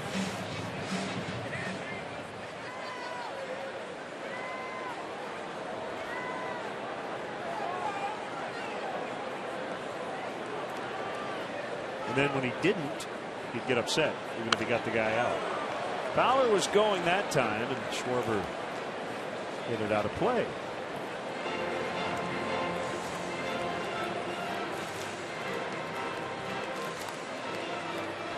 That's why a lot of pitchers benefit from a league change mid-career. Now you've got a whole group of hitters that haven't seen you a whole lot. Theo Epstein, talking to reporters about the Tommy Hunter deal, said that very thing, that they like the idea of bringing a guy from the American League over to the NL for the first time. That's exactly what happened with Hunter.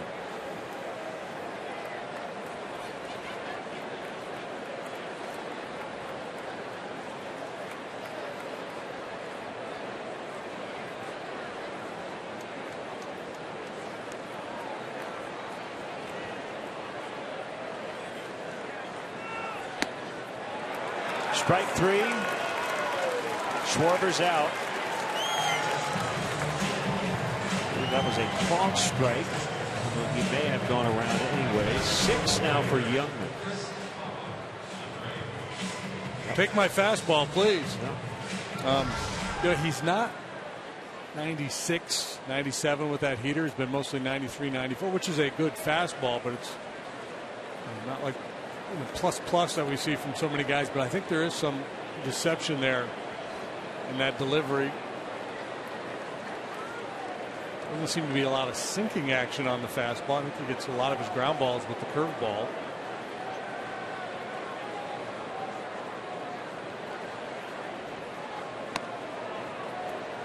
0-1, Chris Coghlan. Having catch out and left. Looking for his first hit tonight.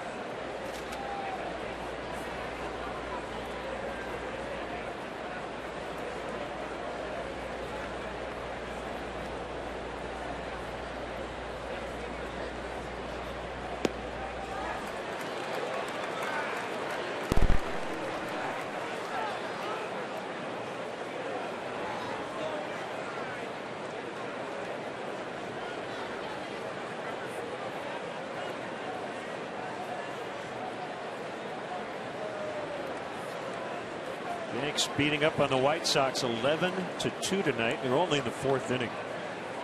Game in Chicago.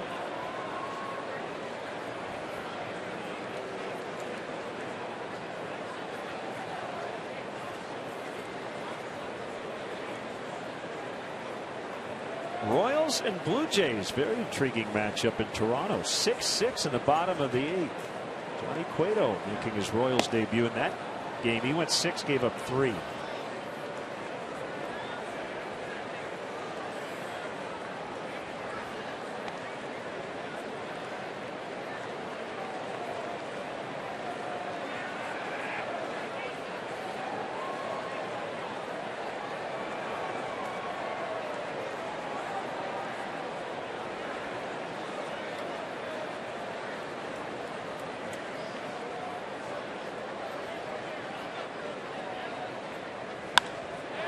Left field, and it's down. And it's a double for Coghlan. Davis fortunate he kept that ball near his body, able to pick it up and keep Fowler from scoring.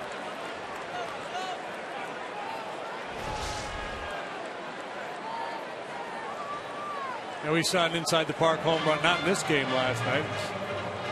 The Angels, the Rangers. Gavin, the Rangers hit an inside the park home run. Always dangerous when you leave your feet like that on a sinking line drive in the outfield. It's one thing if it's out towards the gap and the center fielder's there to provide support. That one goes all the way to the wall, and Russell's going to score for sure. Coghlan probably ends up at third base. Rizzo will be intentionally walked. They'll go after Bryant instead.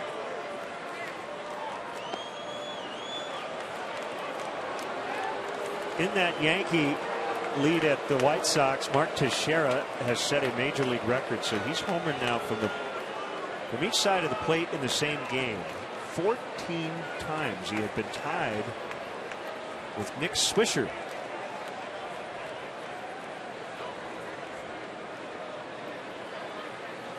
Nick Swisher would not have been my first guess.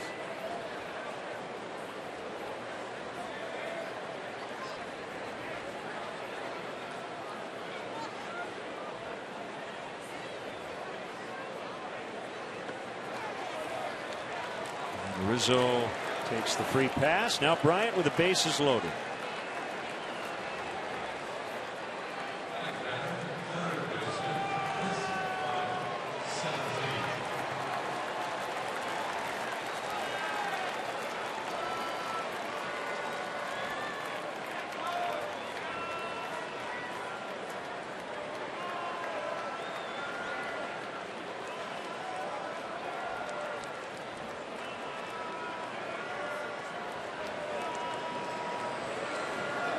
Three on, 2 down, and ball 1 to Bryant. That was a bit of a risk when you walk somebody to load the bases ahead of Chris Bryant, as he will take a walk.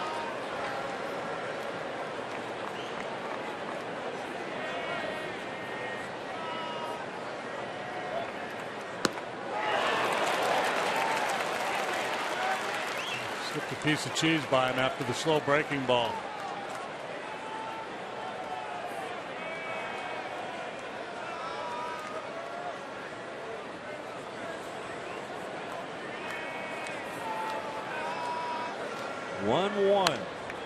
Well, as you know, I'm a voracious reader of the sabermetric study pieces, Fangraphs, what have you.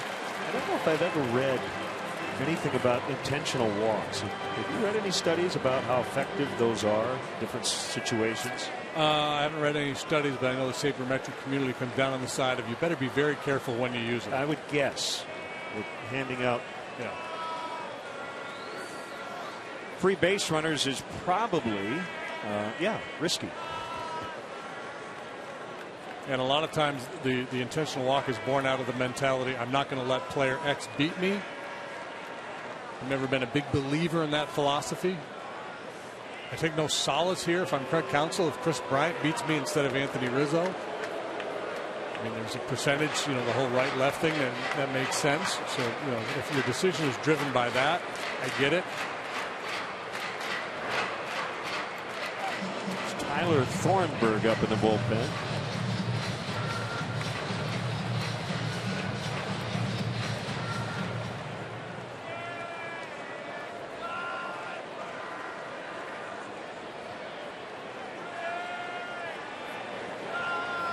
Pitch pulled fair. Herrera to the bag. Out. He just got there ahead of Chris Coghlan, and it does not look like Joe will challenge. No argument from Coghlan. So the Cubs lead the bases loaded, and it's still 2-1 as we go to the bottom of the fifth.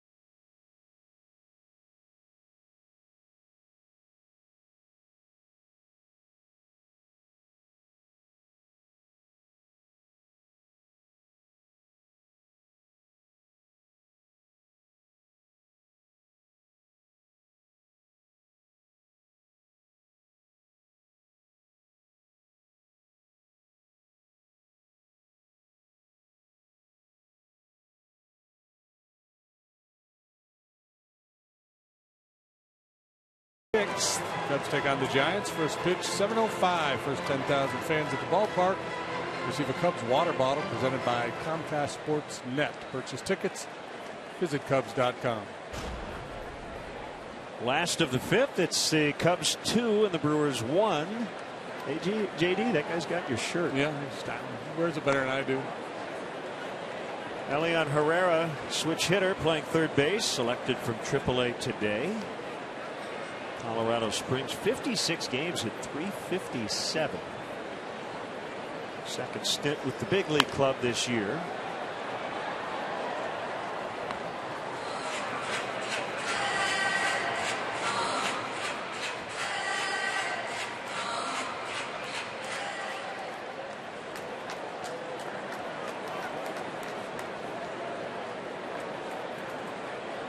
Each team with a switch hitting Herrera. Jonathan.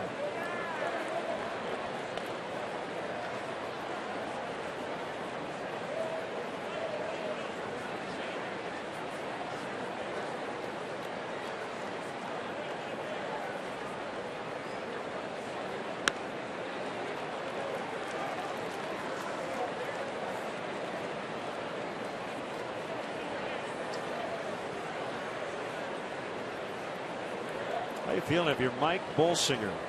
He got optioned to the minor leagues by the Dodgers. He's got a 2.83 ERA and 16 starts this season. I would say I would go with disgruntled. From gruntled to disgruntled. Yeah.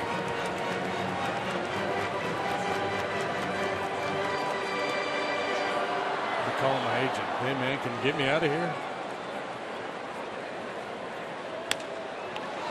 Knocked down by Hamill, and he gets Herrera.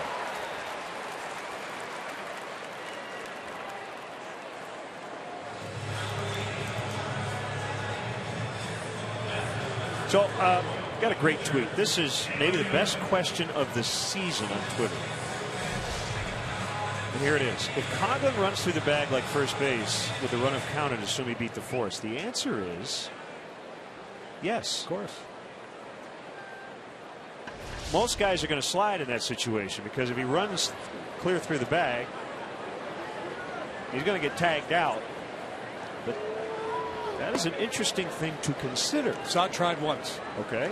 It was Brad Ausmus running, and he ran through second base. A similar play. Was he safe? Run. No. Okay.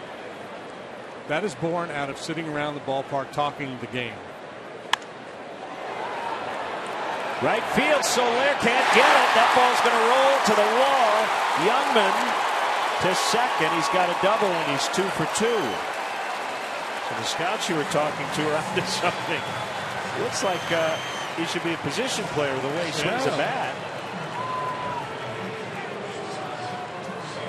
Jimmy Nelson, last night's starting pitcher, doesn't have a really good swing, but he almost cleared the bases. The ball over Dexter Fowler said Fowler made a very nice running play on it. This time, Youngman exploits Soler playing shallow in right field, as you would do with the opposing pitcher up there, especially to the off-field side.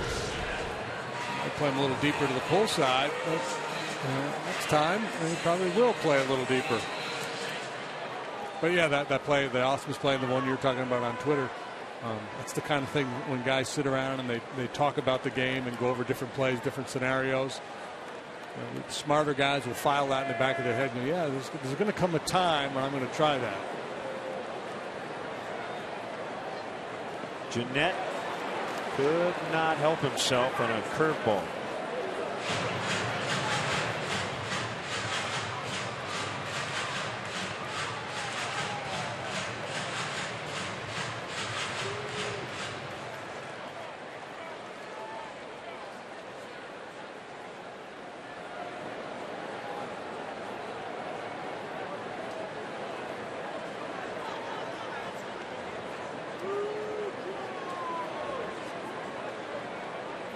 The 0-1 from Hamill. Jeanette bounced it off himself. I don't know how long Jeanette will stay in the leadoff role. He's the guy who doesn't walk a whole lot. We saw him hit the ball on the bounce earlier in this game. So he's a bit of a free swinger. Ideally, you'd prefer to have a more patient sort up there in the leadoff spot.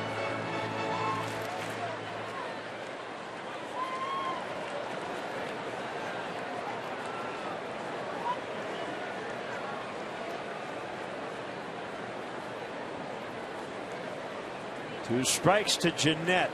The kick, the pitch, ground ball, base hit to right. Youngman to third. Ed Cedar is going to put up the stop sign. First and third for Lucroy. The hit for a high enough average, doesn't matter how much you walk, and Jeanette at times has shown those bat to ball skills.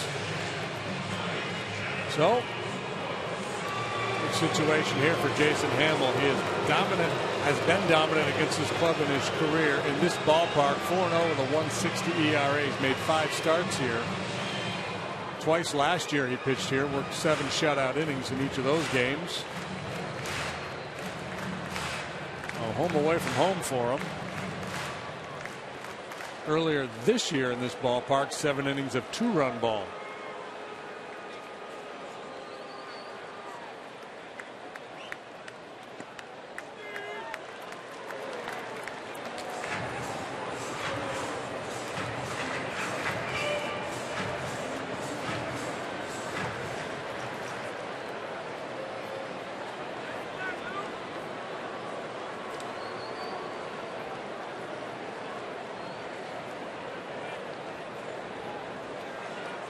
Cubs clinging to a 2-1 lead here in the 5th. Milwaukee threatening.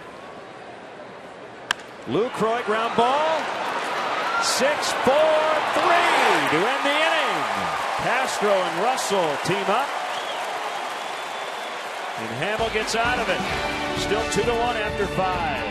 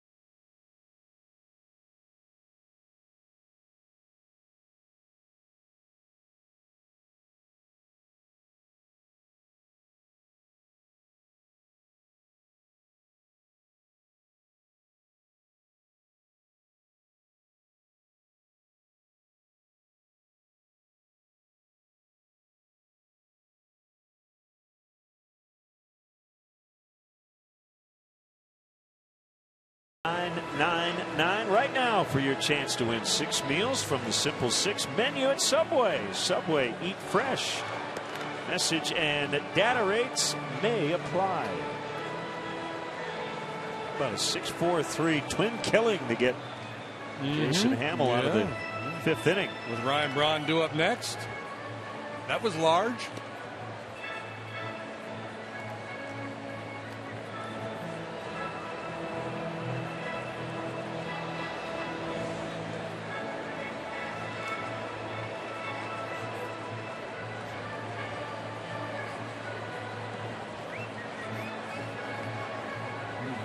Who among the players that change teams is going to have the greatest impact? Well, that remains to be seen. I guess, right? That it does. Wouldn't I'm looking for a prediction. I wouldn't count out Price and Tulowitzki. That one gets away from Lind, and Soler is on. If Herrera gets charged with an error.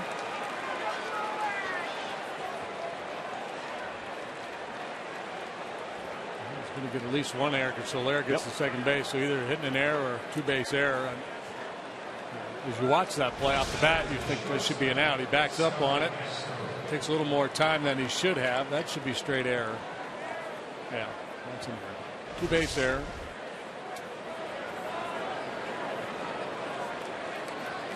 Yeah, I guess we could break that down into a couple different parts between now and the end of the regular season and then the postseason. Of course, no guarantee that any of these clubs are going to get in. Right. So let's say the Rangers find a way to get into the wild card and Cole Hamels is just okay. But then in October, he's really good. He's Bumgardner-esque. Corey Knebel.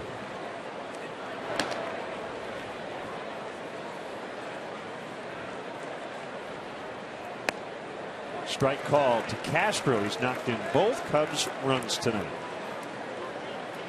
I don't know. I just tend to think of the pitchers. I think about the big arms of David Price, Johnny Cueto. Especially the need for being such a good team. The Kansas City club clearly needed a top of the rotation guy. They've been so dependent on their bullpen.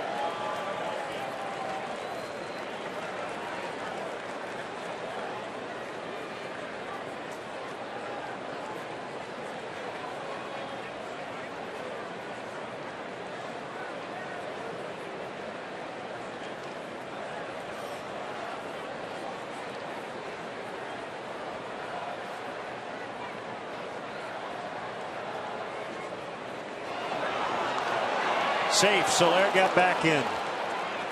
It was close.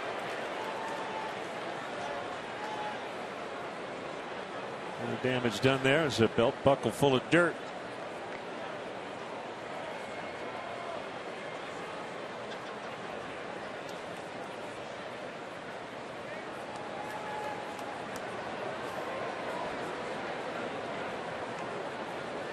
A lot of pitches tonight, already over 100 here in the 6th inning. Diving stab, Jeanette. Scooter Jeanette just robbed Starlin Castro of a hit. Yeah, great play by Jeanette. He was cheating in there towards second base, trying to tighten up Soler. And as he backpedals and reacts, beautiful play. Castro, robbed of a base hit and his 3rd RBI of the night. Therein lies the irony of baseball. It's the best swing he's had tonight. The only one that didn't produce a run.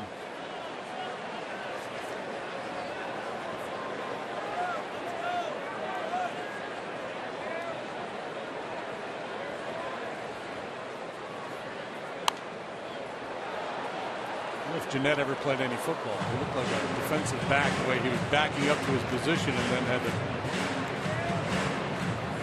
bust it towards the line. Guy with the nickname Scooter just seemed born to play baseball. I wonder if he says "holy cow" all the time. Because Phil Rizzuto, growing up in New York State, Phil Rizzuto was the holy cow guy up there, as opposed to Harry, who was the holy cow guy in Chicago.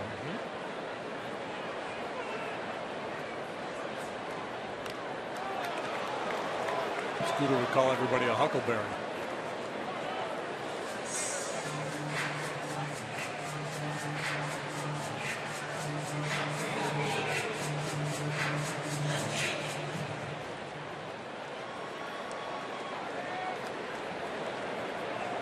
Former Cub Neil Kotz.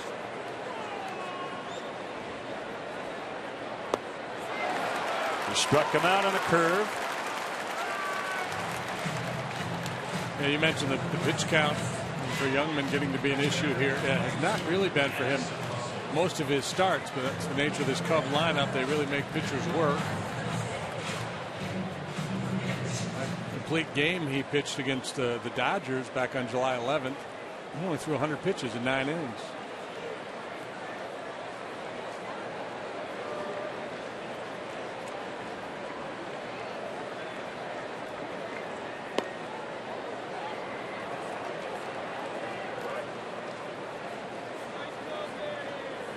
Russell 1 out of 2.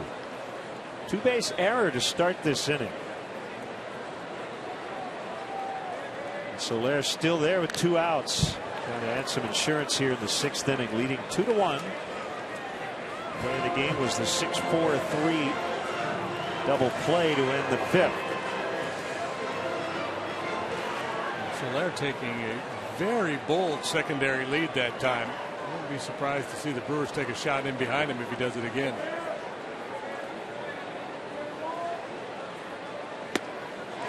One and two. McCroy's attention.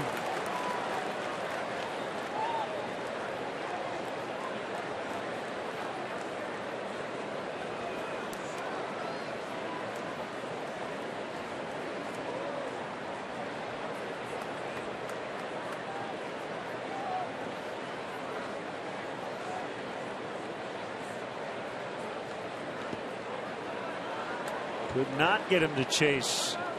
2 and 2.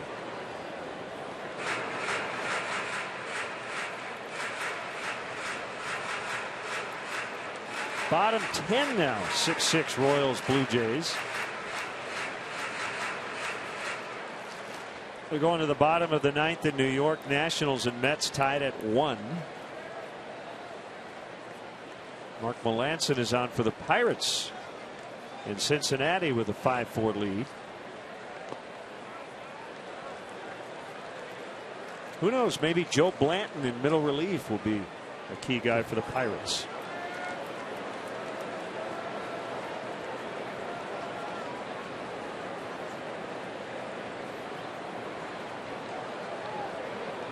Full count on Russell. Soler the runner at second.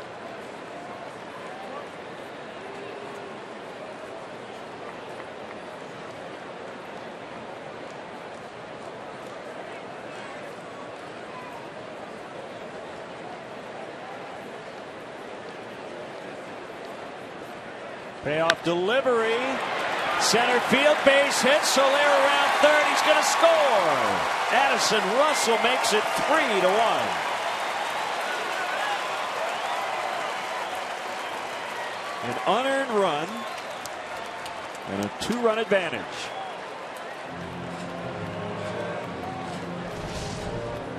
If Addison Russell were a stock, you probably should have bought some about a month ago. He was really scuffling. Maybe not quite so long ago, but I've seen a lot of positive things from him lately. And you know, we talk about a lot of baseball career doesn't just skyrocket upwards, but I expect he's going to be trending upwards for a while now.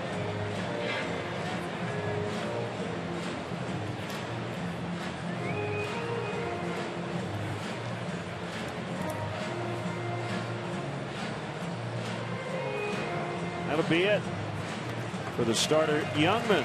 Cubs knock him out in the 6th inning after 112 pitches, and we'll be back to Miller Park in a second.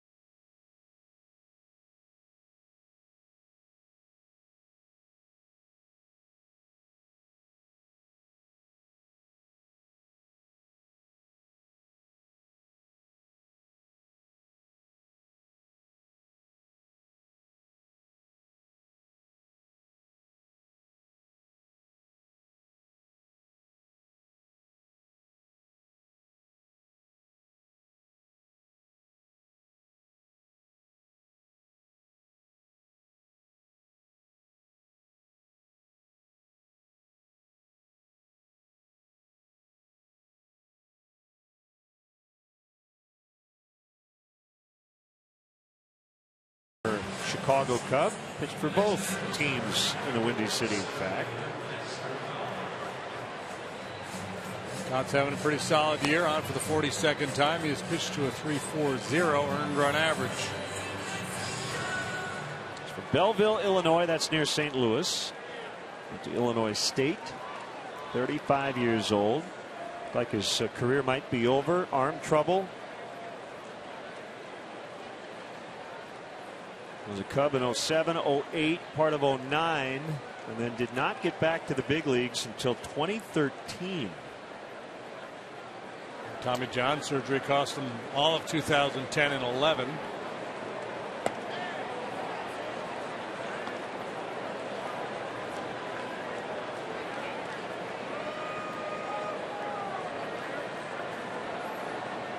Run in.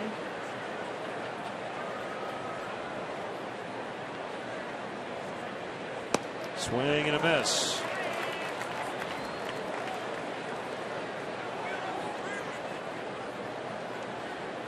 When was the last time we saw Fowler go 3 straight at bats to start a game without reaching? Probably before the break. He'd been red hot coming in. Prior to tonight, he had reached in 14 of his previous 21 plate appearances.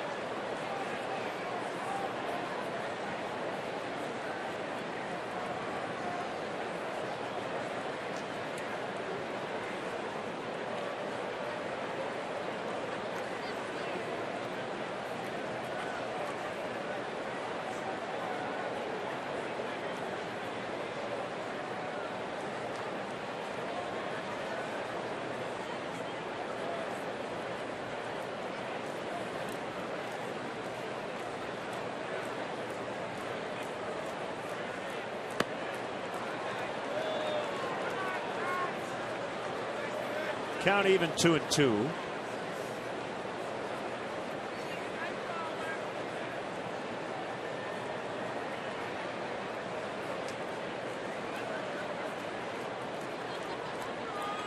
There goes Russell. The throw to second. Late. He's in. I suspect as he becomes more comfortable at the big league level, that will become a bigger part of his game as well. Second this season means second of his career. He was doing some running early on, was not having success, so basically shut it down.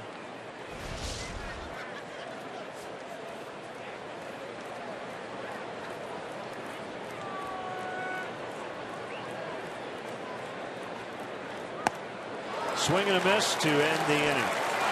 Cubs get an unearned run off the start of Youngman and now lead 3-1.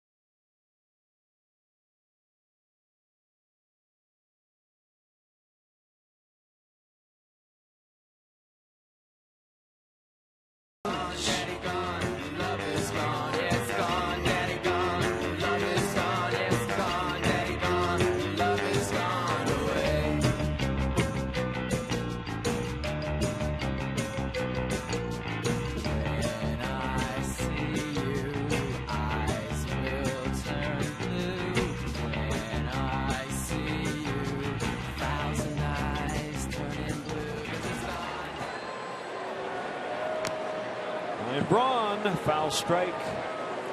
Bottom of the 6th. Jason Hamill with a 3-1 lead. Nice bounce back start for Jason, who struggled last time out. Lasted just 3 2/3, allowed 6 earned runs.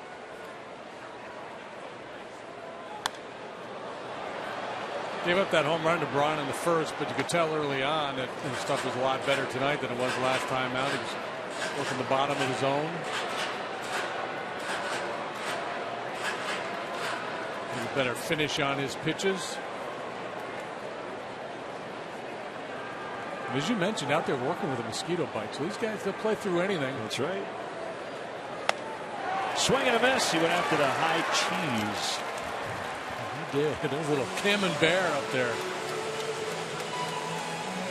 His fourth strikeout against 0 walks. 1 out here in the 6th. Braun, look at the look on his face, almost as he's swinging, going, "Wow, why? Why did I do that?"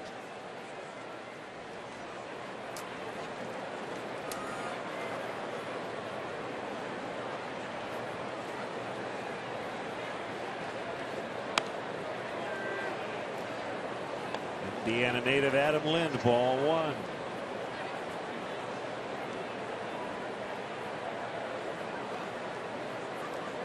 Anderson, Indiana. One-time Toronto Blue Jay.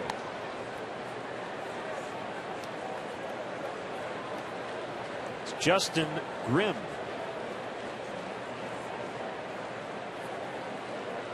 Cubs getting reinforcements. Tommy Hunter will join the bullpen likely tomorrow night after being acquired from Baltimore.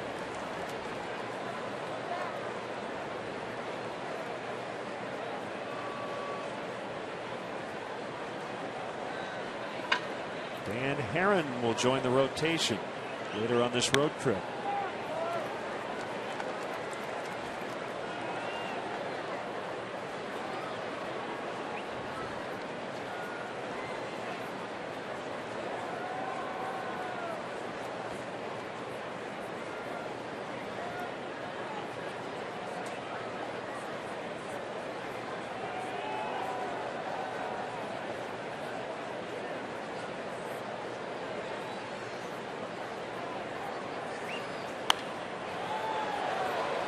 If you missed it earlier, the Cubs made 2 separate deals. One with Miami, a couple of minor leaguers going to the Marlins. Junior Lake with big league time, but had been at AAA Iowa, gets sent to the Orioles for Tommy Hunter. Hunter throws harder than Herron. Herron throws more pitches than Hunter. Is that a haiku? It might be. Probably turning it into one. That's a high fly. That's a can of corn. Saturday, August 8th. It'll be 8-8. The Cubs battle the Giants. They don't just play them, they battle them. First pitch is at 3:05 in the first 10,000 fans. We'll receive a Ron Santo retired number flag presented by StubHub. To purchase tickets, visit Cubs.com. Should be a fun series with the Giants. Wild card implications.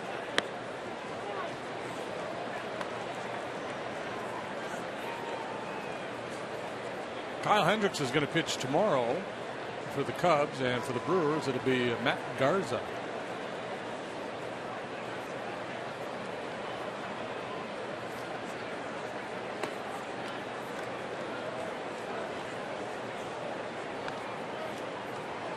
Kyle in the clubhouse this afternoon, breaking down some video.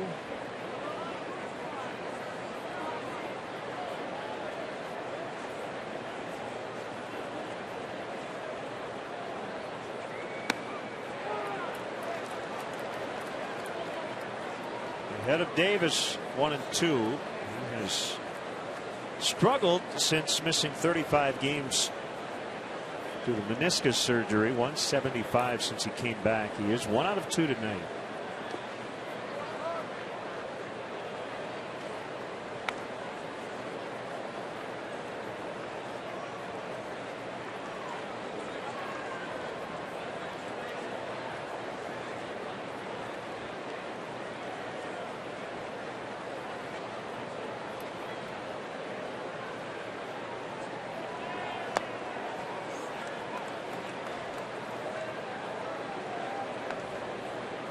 Three and two. Peterson would hit next.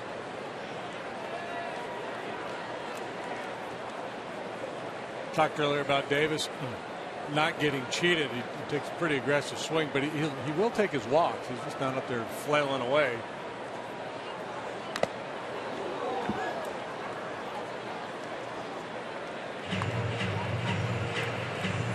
Patrick wants to know if the next day's starting pitcher still charts in the dugout. The answer is no. I don't think anybody charts in terms of active players anymore.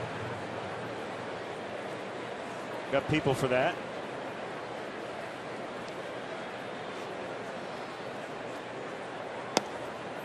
You walked it. Did you enjoy charting? No. First walk. I enjoyed it in the minor leagues, because in the minor leagues, you'd go up and sit in the stands. After BP, you'd shower up, put your street clothes on, and go up and sit behind home plate with the scouts and keep a chart. You could hang out with those guys, talk ball, eat a hot dog. That was a nice change of pace. And in the big leagues, some teams I was on had pitchers doing charts, other teams did not. And with the Twins, one day we would do a pitch chart where you charted every single pitch, what kind of pitch it was, and what the location was, whether it was a ball or strike. Then another day you'd keep a spray chart where the ball was hit and what pitch. So if it was a slider and it was hit on the ground between third and short, you'd mark all that.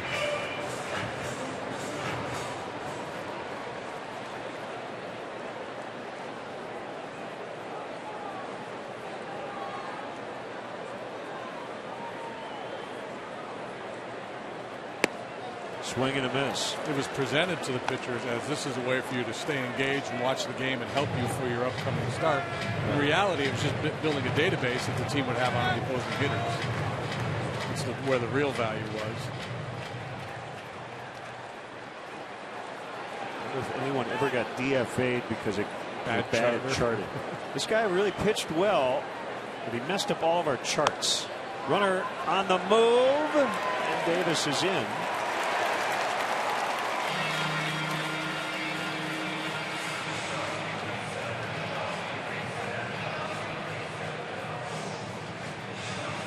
First stolen base of the year for Davis. He missed a whole bunch of time because of the meniscus tear. He's a guy who's capable of stealing bases. So I would think some guys who hated charting could have done the whole "you're bad at washing dishes," so right, your mom just says, I'll do yeah, you know. And that's probably a part of the reason why a lot of clubs stopped doing it. What's the incentive to do it correctly? No information is better than bad information if the guy's not keeping the chart properly, right? Gee, based on what he said, man, we could have been throwing him sliders all night. It's all computerized now.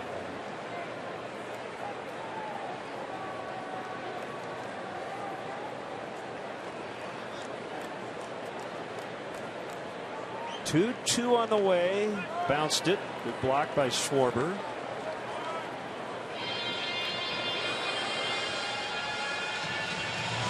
I feel like we've had a fair amount of 3-2 counts tonight. Yeah, for a 3-1 game. Yeah, it's taken a while. It's been a long, lengthy at bats. Disciplined approach by the hitters on both sides. That's Barrel Man. So he went to the University of Michigan. Now working here in Milwaukee.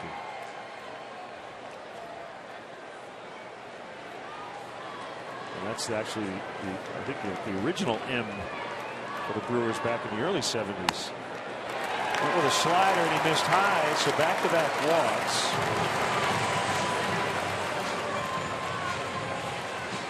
We'll bring out Joe to the end of the road for the starter. Segura due. He will not face Hamill. Instead, it will be Justin Grimm.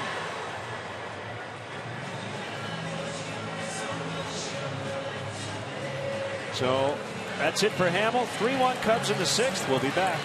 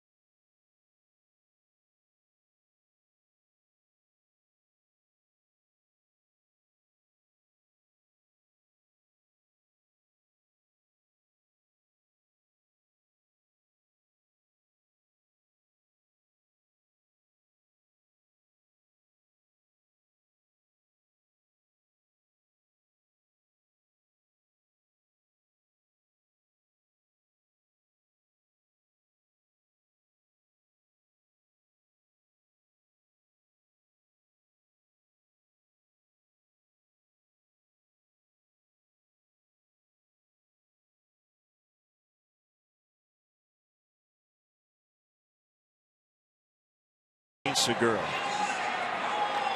Yeah, Jason Hamill back-to-back walks, so Joe Madden decided to make the move to the bullpen. So even if these 2 runs were to score, they would be charged to Jason, but he could not lose the ball game. And one more man reached, it would have been time anyway. So Grimm comes in to face Segura.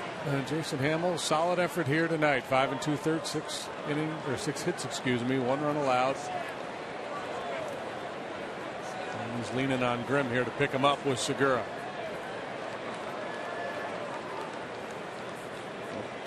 Davis at second, Peterson at first. That's a called strike.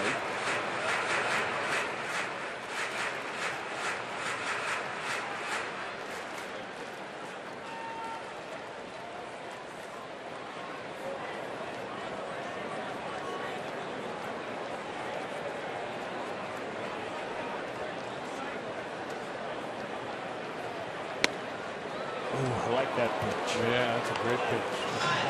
Got the outside corner for strike 1, and then go right back out there, and maybe a little bit further off to see if you can get him to chase. And that was what Justin did so well second half of last year. It turned his season around. Fastball command down and away to the right-handed hitters.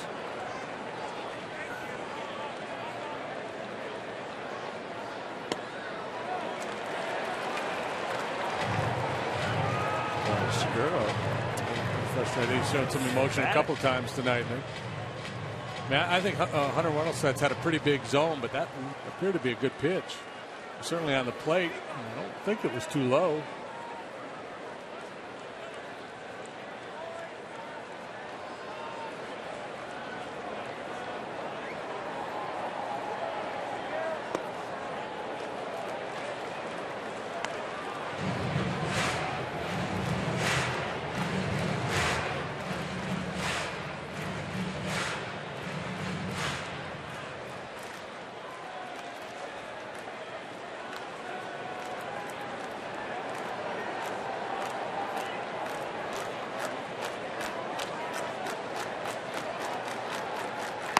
Swing and a miss, and the inning is over. Schwarber for good measure.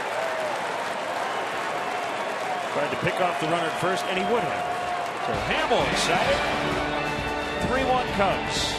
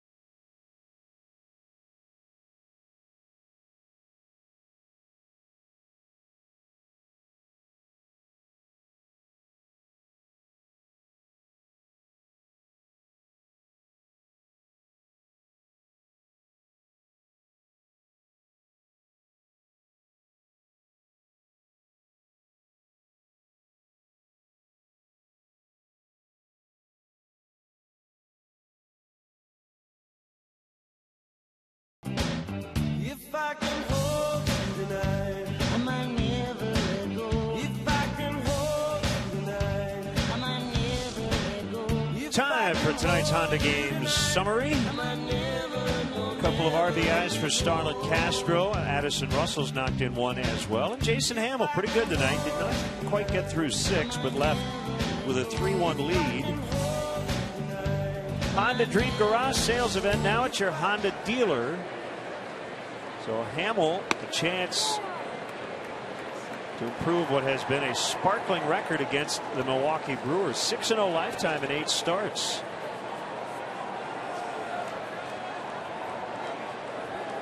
Would be 5-0 here and would be 6-5 on the year. You know the name of that band? I don't. Bodines? Named after Jethro? Probably. They're from here. Or Jethrine? Remember the one where it's... No. Yeah. An episode of the Hillbillies where Jethrine showed up. His sister or his cousin or something. It's Jethro and drag, basically. Always makes for good comedy. Jason Mott cranking it up.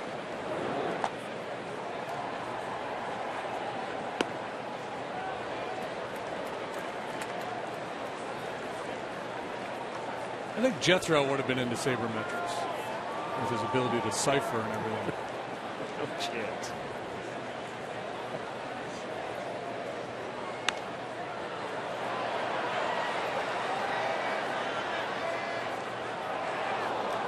Mr. Drysdale would own the team. You got a whole thing going here.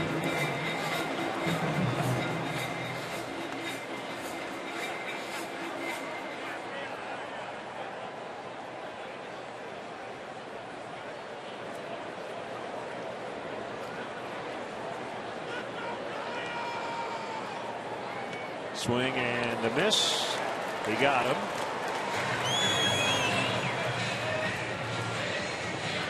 Tops has faced 2 and has struck out both.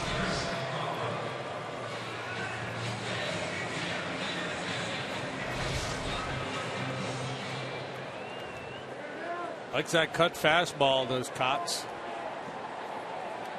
He was a Texas Ranger last year, pitched over 70 times for the Rangers. 35 years of age now. Nice story coming all the way back after missing so much time. Yep, real good guy, Neil Kotz.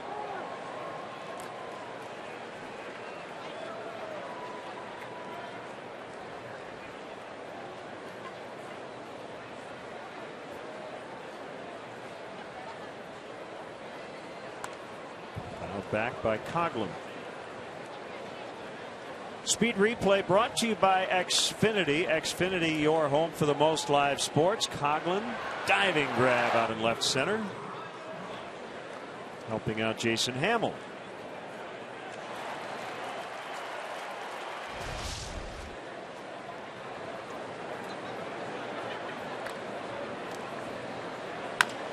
A chopper to Scooter Gennett. Nationals and the Mets are in the 11th now at Citi Field, tied 1-1. Big game. Nationals with a 3-game lead. You know, 3-game lead, playing 3 times this weekend. Padres 7-3, top the 11th in Florida. So Pod's looking for another dramatic win. A 4 spot in the top of the 11th.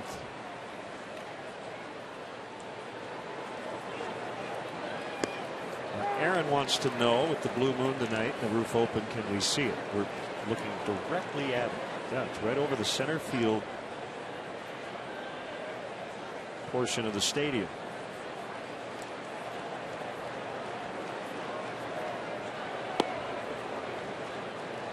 So they say weird things happen under a full moon. Is that the case for a blue moon? I would think extra weird, yeah. Really? I don't know. Surmising. Deep drive right field. Ryan Braun is back to the wall. It is gone. Anthony Rizzo has a 3-game home run streak, and it's 4-1.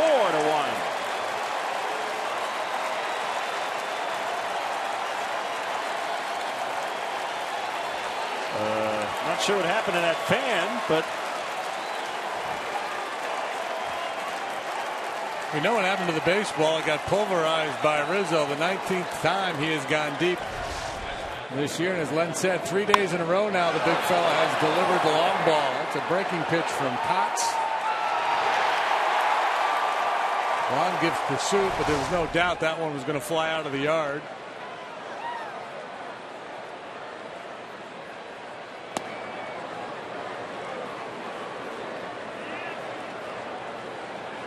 A blue moon shot. A blue moon shot. So he has tied Billy Williams. Most homers as a Cub prior to the age of 26. So what's a tied for third? So Sano 137, Banks 93, Rizzo and Williams with 89. Boy, it just looked effortless. We hear about max effort pitchers, maybe some max effort hitters. That was free and easy.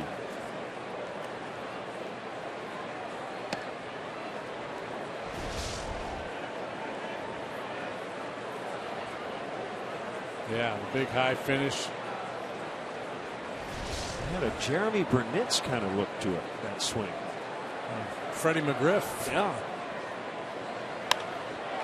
Bryant in the air. This one not deep. And Braun will make the catch. 2-out home run. Anthony Rizzo. And the Cubs lead now by 3 as we'll stretch in Milwaukee under blue moon.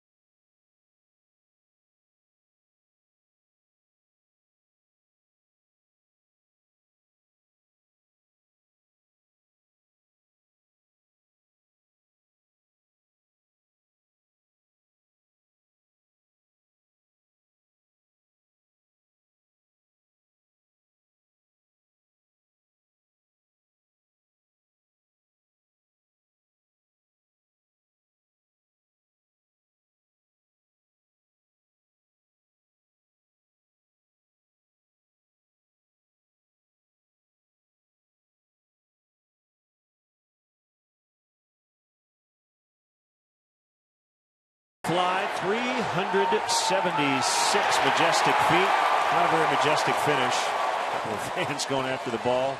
A beverage was spilled and there were scowls, but nobody got hurt.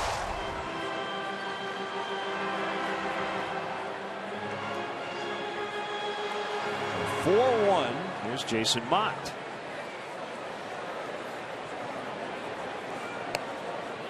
Mott, who had a nice run as a ninth inning guy, has had some struggles lately, so Joe's backing him off a little bit, using him in less stressful situations.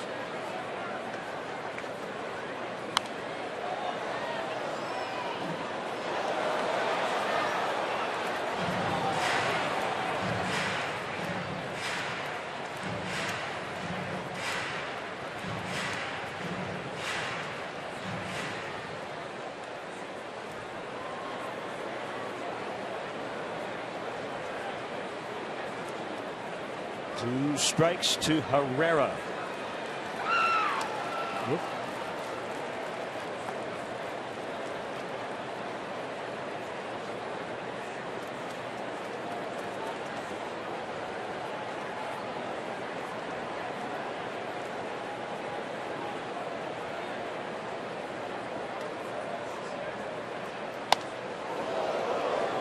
Two and two.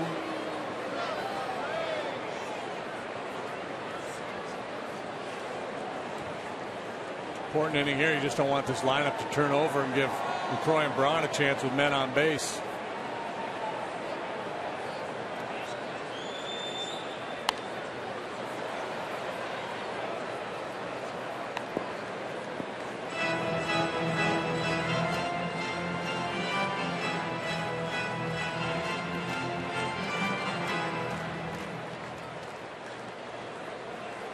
Chance to even up the season series at 4 apiece. The bullpen can hold them the rest of the night.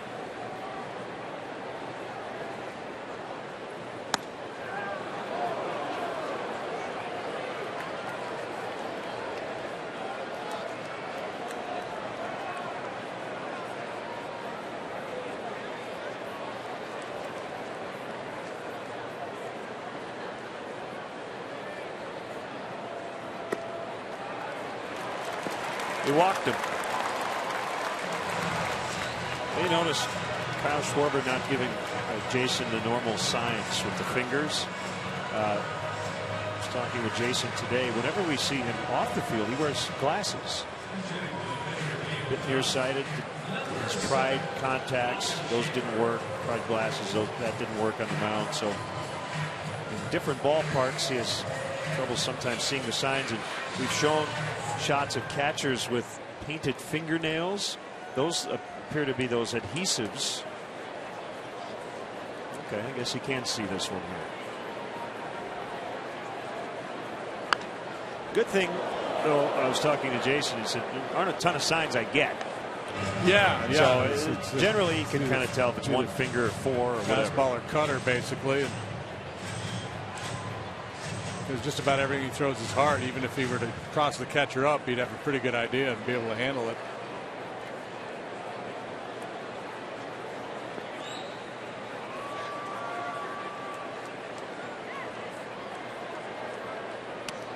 That gets past Schwarber and will allow Herrera to get to second.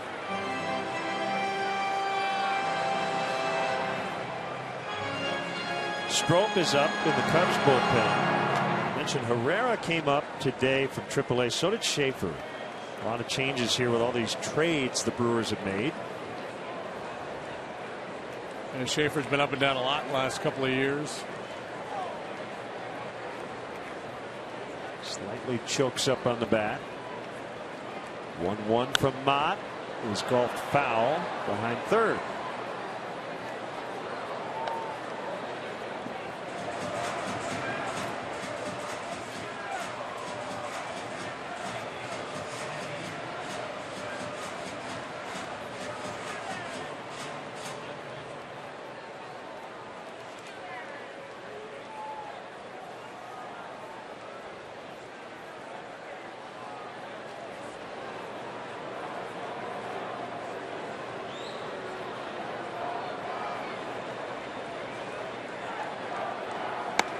Swing and a miss. 96 high and he got it.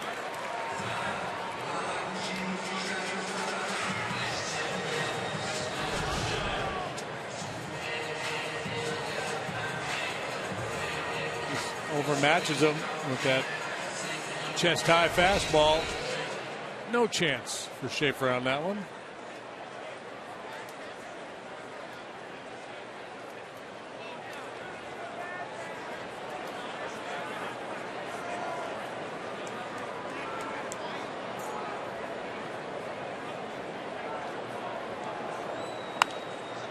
Gannett swings away, pops it up.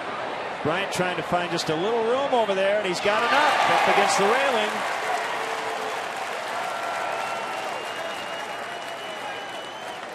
Two outs here in the Brewers' 7th. Yeah.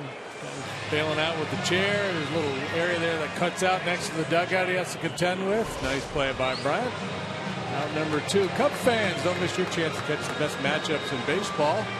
Reserve your place in line for history in the making. Join the season ticket holder waiting list. It's easy, free to register. For details, visit Cubs.com/waitlist.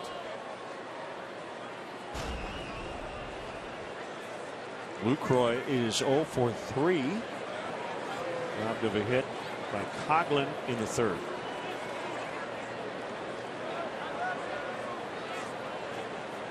And a nice double play last time with a couple guys on base. Castro to Russell to Rizzo on a sharply hit ground ball.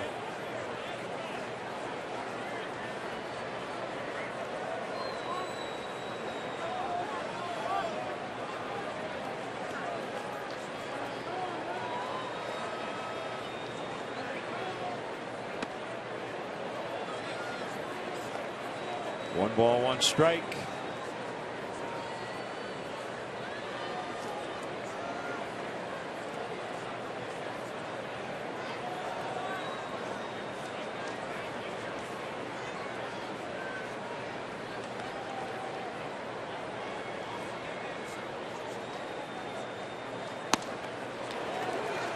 Muscled that fastball right on by him to make it 1-2.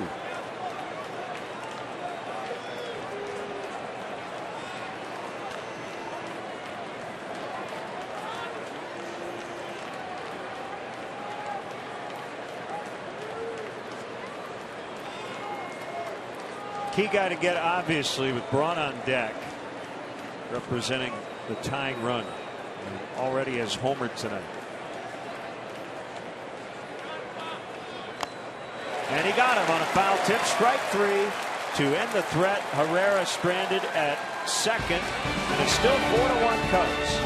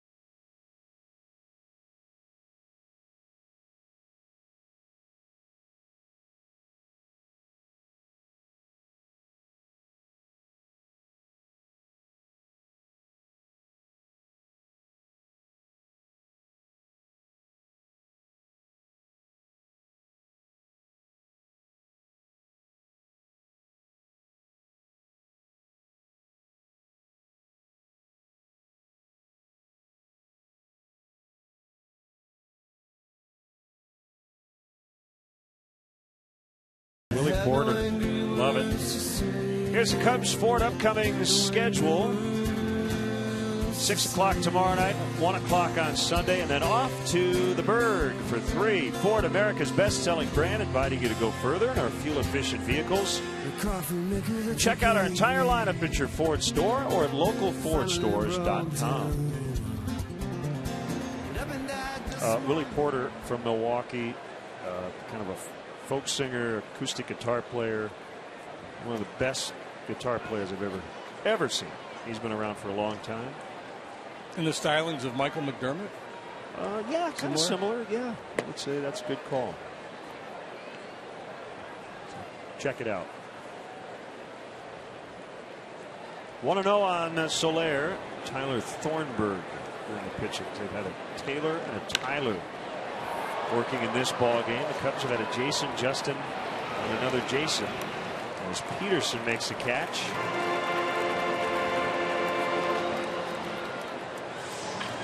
Taylor Tyler's soldier spy. Thornburg's been around the big league scene here off and on since 2012.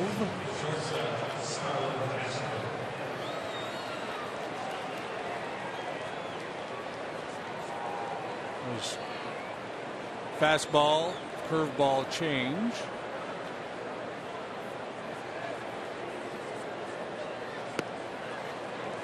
change, right?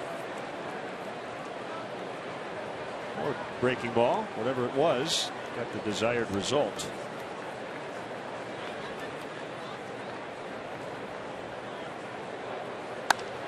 Fastball that time hit in the air down the right field line, foul.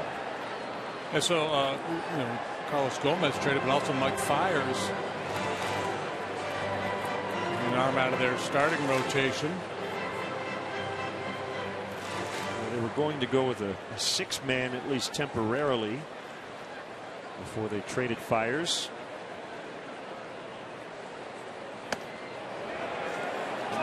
He did. Ball made by Marvin Hudson.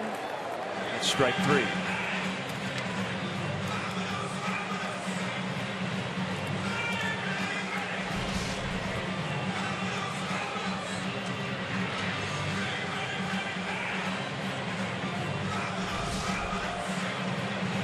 David Ross hitting for Mott. Thinking he's going to stay in and catch with the 3-run lead.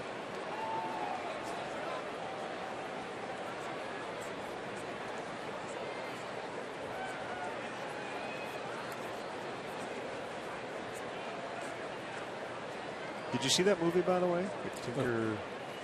Yes. It was good. Yeah, it was good. Gary Oldman? Mm-hmm. Yeah.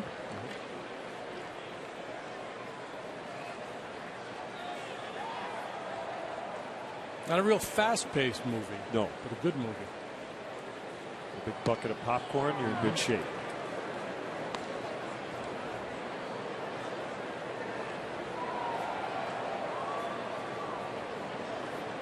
I thought for a minute there you might have been talking about the Thornbirds. A miniseries? Yeah. I probably saw it, but it was about 35 years ago. That was a while ago. Yes. That was a very mini-series centric time, wasn't it? Late 70s, early 80s. Yeah. Roots. Jesus of Nazareth. Rich Man, Poor Man. Yeah. Called strike 3. The Thornbirds for the 1-2-3-8.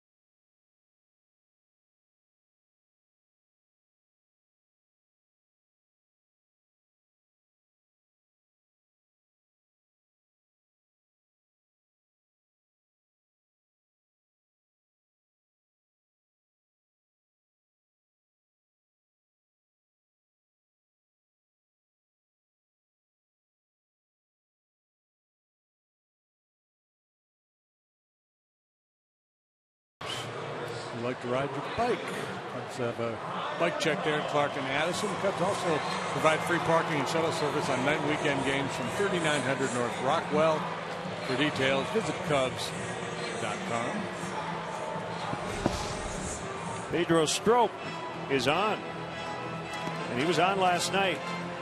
And actually, Strop and Rondon, that may have been the best performance for both of them of the year last night. Very quick 1-2-3s. Yeah, Ross will stay in and catch.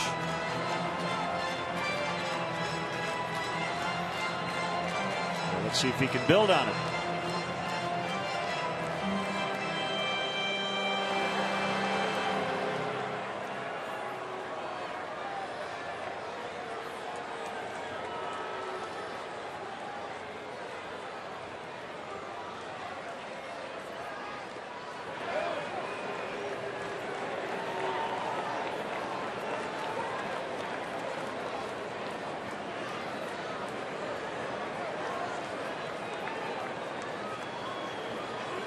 Strike to Braun.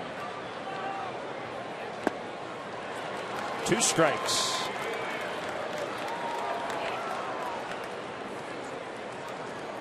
Giants lost tonight 6-3 in Arlington.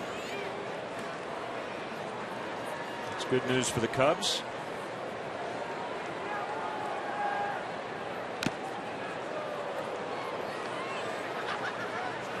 Got Ross.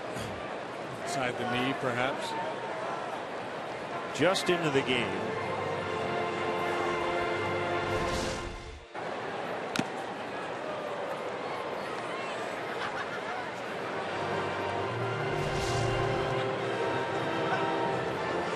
Pirates beat the Reds 5-4 in Cincinnati. Giants put Tim Hudson on the disabled list. Shoulder inflammation, I believe. The acquisition of Mike Leake even that much more important.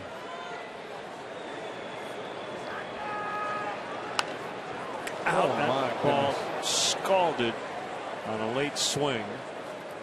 Fortunately, there's a protective barrier in front of each dugout.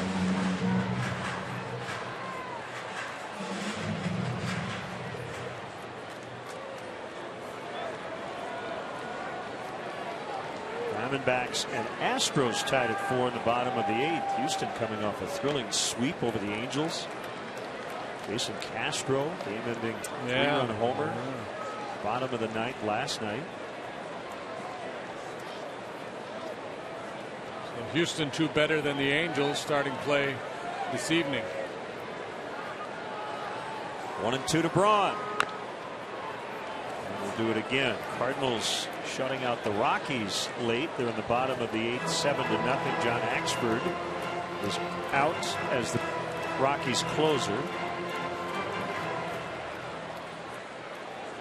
Might not matter tonight. Big series in LA this weekend. Angels and Dodgers tied at 1 in the 4th. I think Clayton Kershaw got pushed back again. Yeah. Right? He's going to try to go tomorrow. Greinke's pitching tonight. Kershaw's got a bum hip. Huh. Didn't even mean that. Oh man, you got to knock that ball down. 99. Base hit. This score did not give him an error.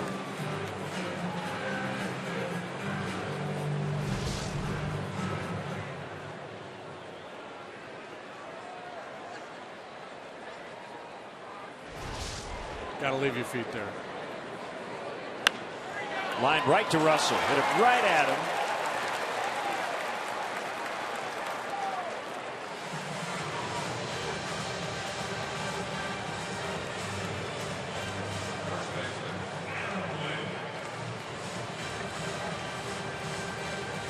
That's where your advanced scouting department loves it, right?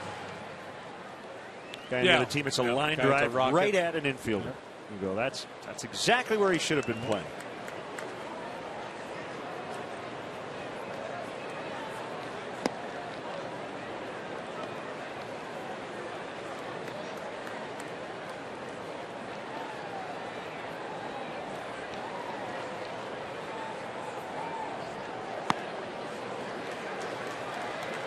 One. And Lind with some back stiffness earlier this week. That was not a great reaction for him on that swing. Looked like he might have tweaked something.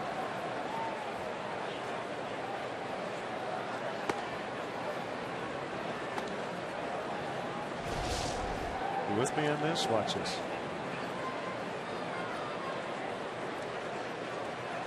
Yeah, I think there might have been a little something there at the finish.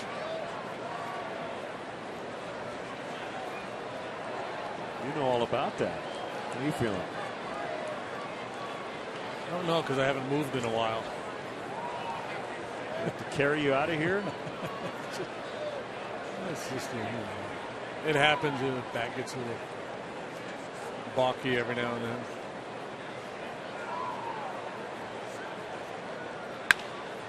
On the ground, Russell again.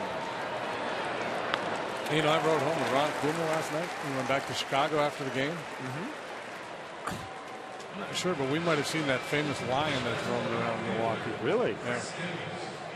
Something ran across the road, and I said, "Cool, there's a deer. Look out!" And then the more I thought about it, I said, it wasn't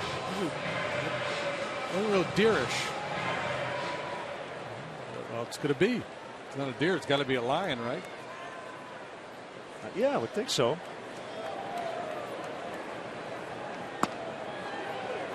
Swing and a miss. So how about this headline tomorrow in all the New York papers? Wilmer Flores just hit a game ender. Oh, nice. So he had been traded, he thought, to Milwaukee a couple of days ago. That fell through. He's still a Met. Yoenis Cespedes joining him, and he hit a walk-off against the Nationals. Wow, that's a great story. The kid was just, he was out there at his position with tears in his eyes. The deal falls through. He gets to stay with the Mets. It was a leadoff home run in the last of the 12th. Little bobble by Castro, but time to recover. 1, 2, 3 for Pedro Strop. Ninth inning around the corner. And all Cubs so far tonight.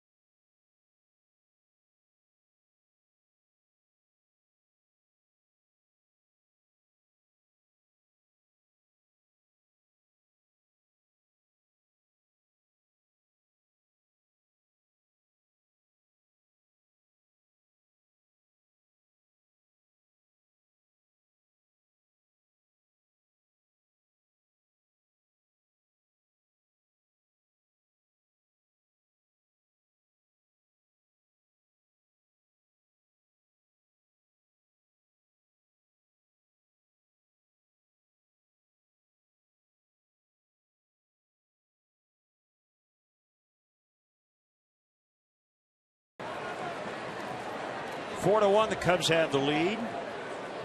Now Thornburg to Addison Russell, and he yanks it foul. Way foul.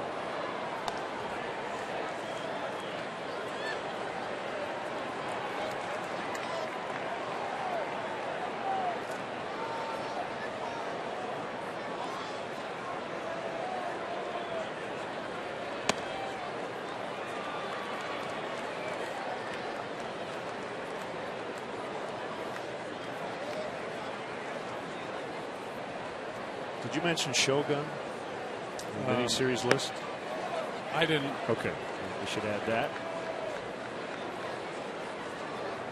It was not a complete list, but some of the more memorable ones from right around 1980 or so.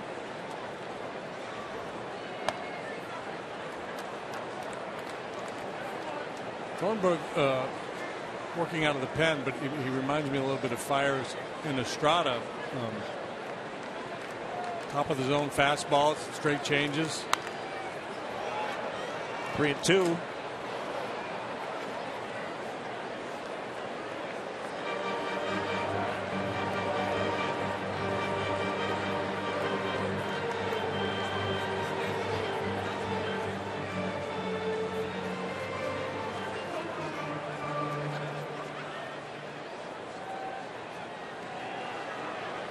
Knocks for Russell already tonight. High fly out in the deep center, playable Peterson.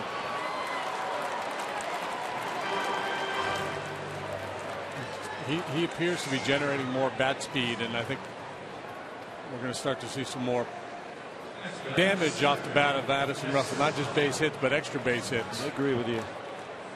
Wood and Rondon.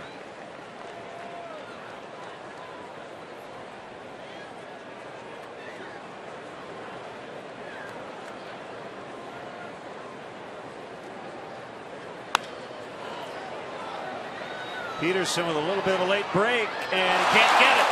Fowler trying for 2. Save. He got in.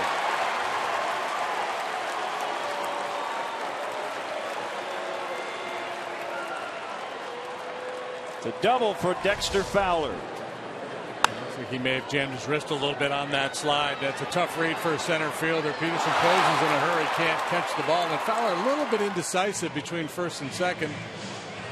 A little bit of a hesitation, and then off he goes, and dragging that left hand as he slid. So maybe it's more hand than wrist. Just a little abrasion on the left hand. I was fearful that perhaps he had jammed his wrist. A challenge from Craig Counsell.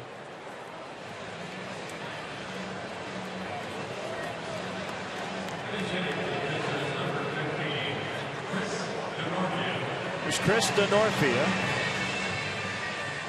in the pitcher spot.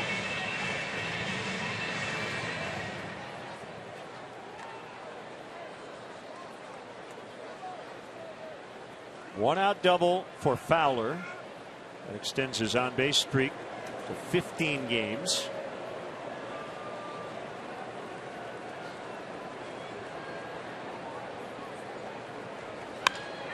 Hard on the ground, but it'll be scooped by Segura. Fowler now at third, but 2 outs. We'll bring up Coghlan for the 5th time. He doubled in the 5th.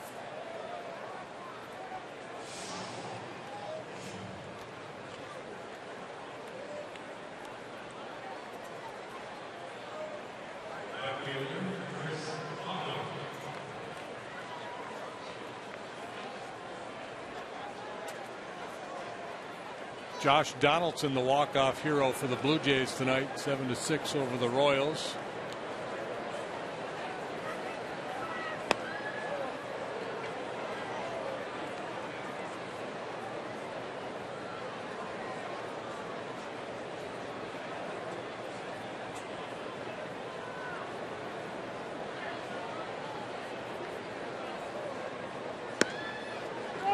In there, it's 1-1.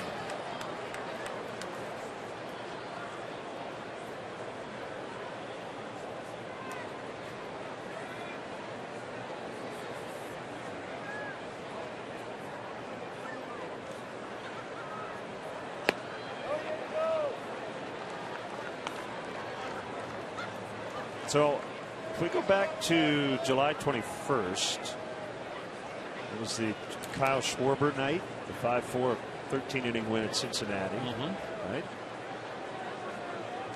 The next day in that doubleheader, they were down 5-0, came back, won 6-5. And the wild game Monday night, Chris Bryant game-ending homer, 9-8 over the Rockies. Wednesday, they held on 3-2 against the Rockies and then had to come back late last night. So the way the game has gone here tonight, we haven't seen this type of game for a couple of weeks.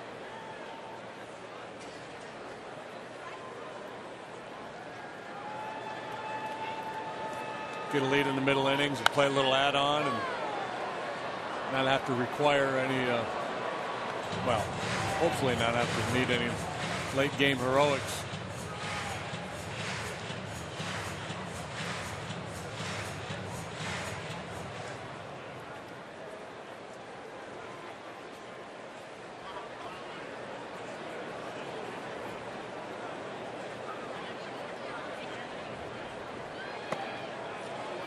Three and two.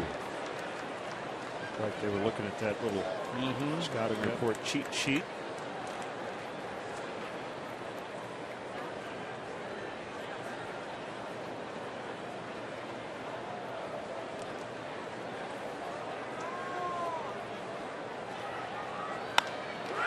Fly to right. Pretty routine for Braun. And that'll take us to the last of the ninth. It's the Cubs 4, the Brewers 1.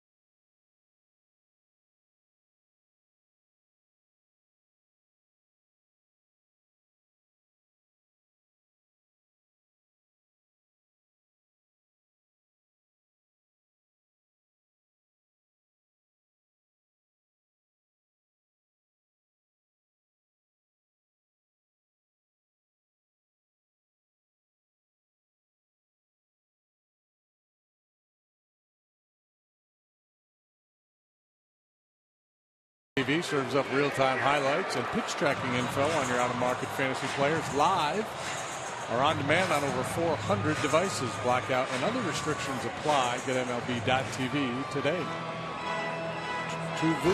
What's the TV stand for again?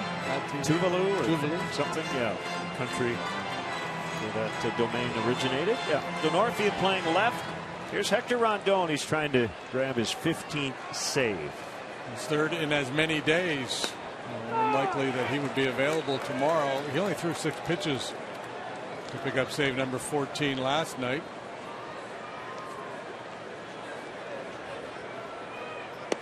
So this is where you get into that debate.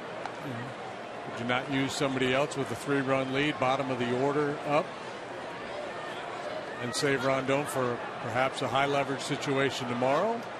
You could. Joe Madden has obviously opted not to.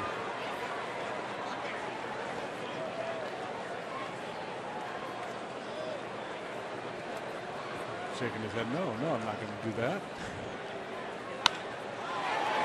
Base hit to start the ninth. Has not hit terribly hard. Peterson's been on 3 times.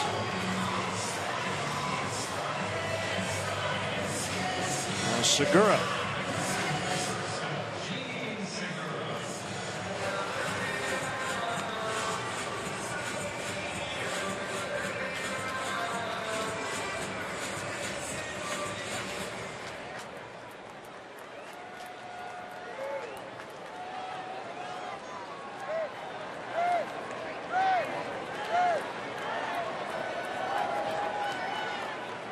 Here's somebody from the dugout yelling at Rizzo to not hold Peterson on with a 3-run lead.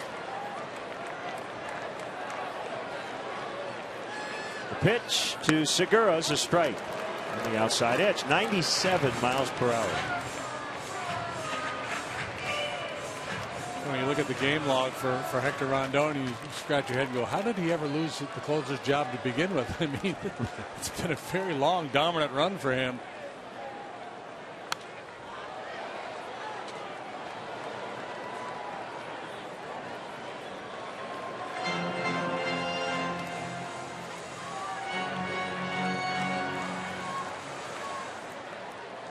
Blew a save at Arizona on May 22nd.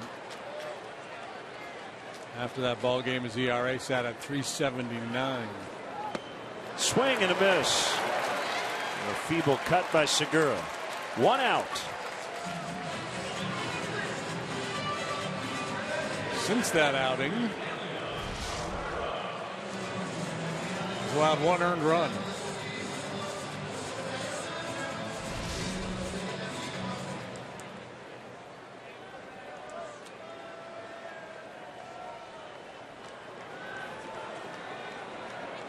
Switch hitter Herrera.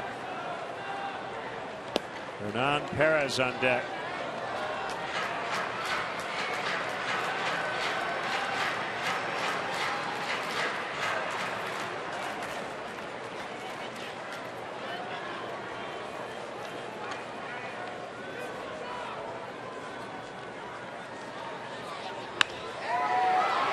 Shoots it the other way, and it'll be DeNorfia battling the lights.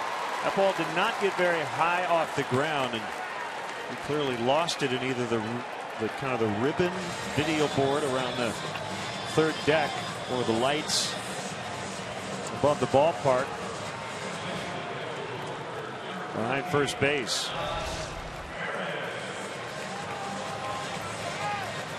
Yeah, that trajectory in a lot of ballparks becomes an issue for the outfielders. And in left field in this ballpark, you got those lights, and then in the daytime with the glass over there, you get a lot of issues with the sun peeking through.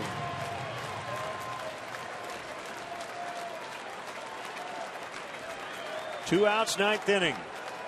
Runner at first. Takes off for second. Not going to matter. Rizzo will flip to Rondon. Cubs win. Cubs win their 3rd in a row. They've won 4 of 5.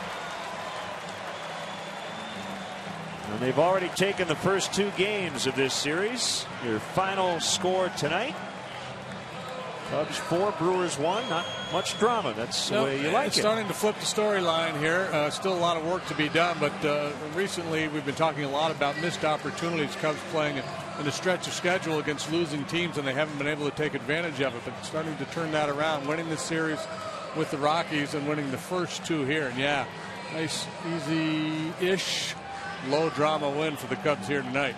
Boom, boom. Final score: Cubs 4, Brewers 1. Back with more in a moment.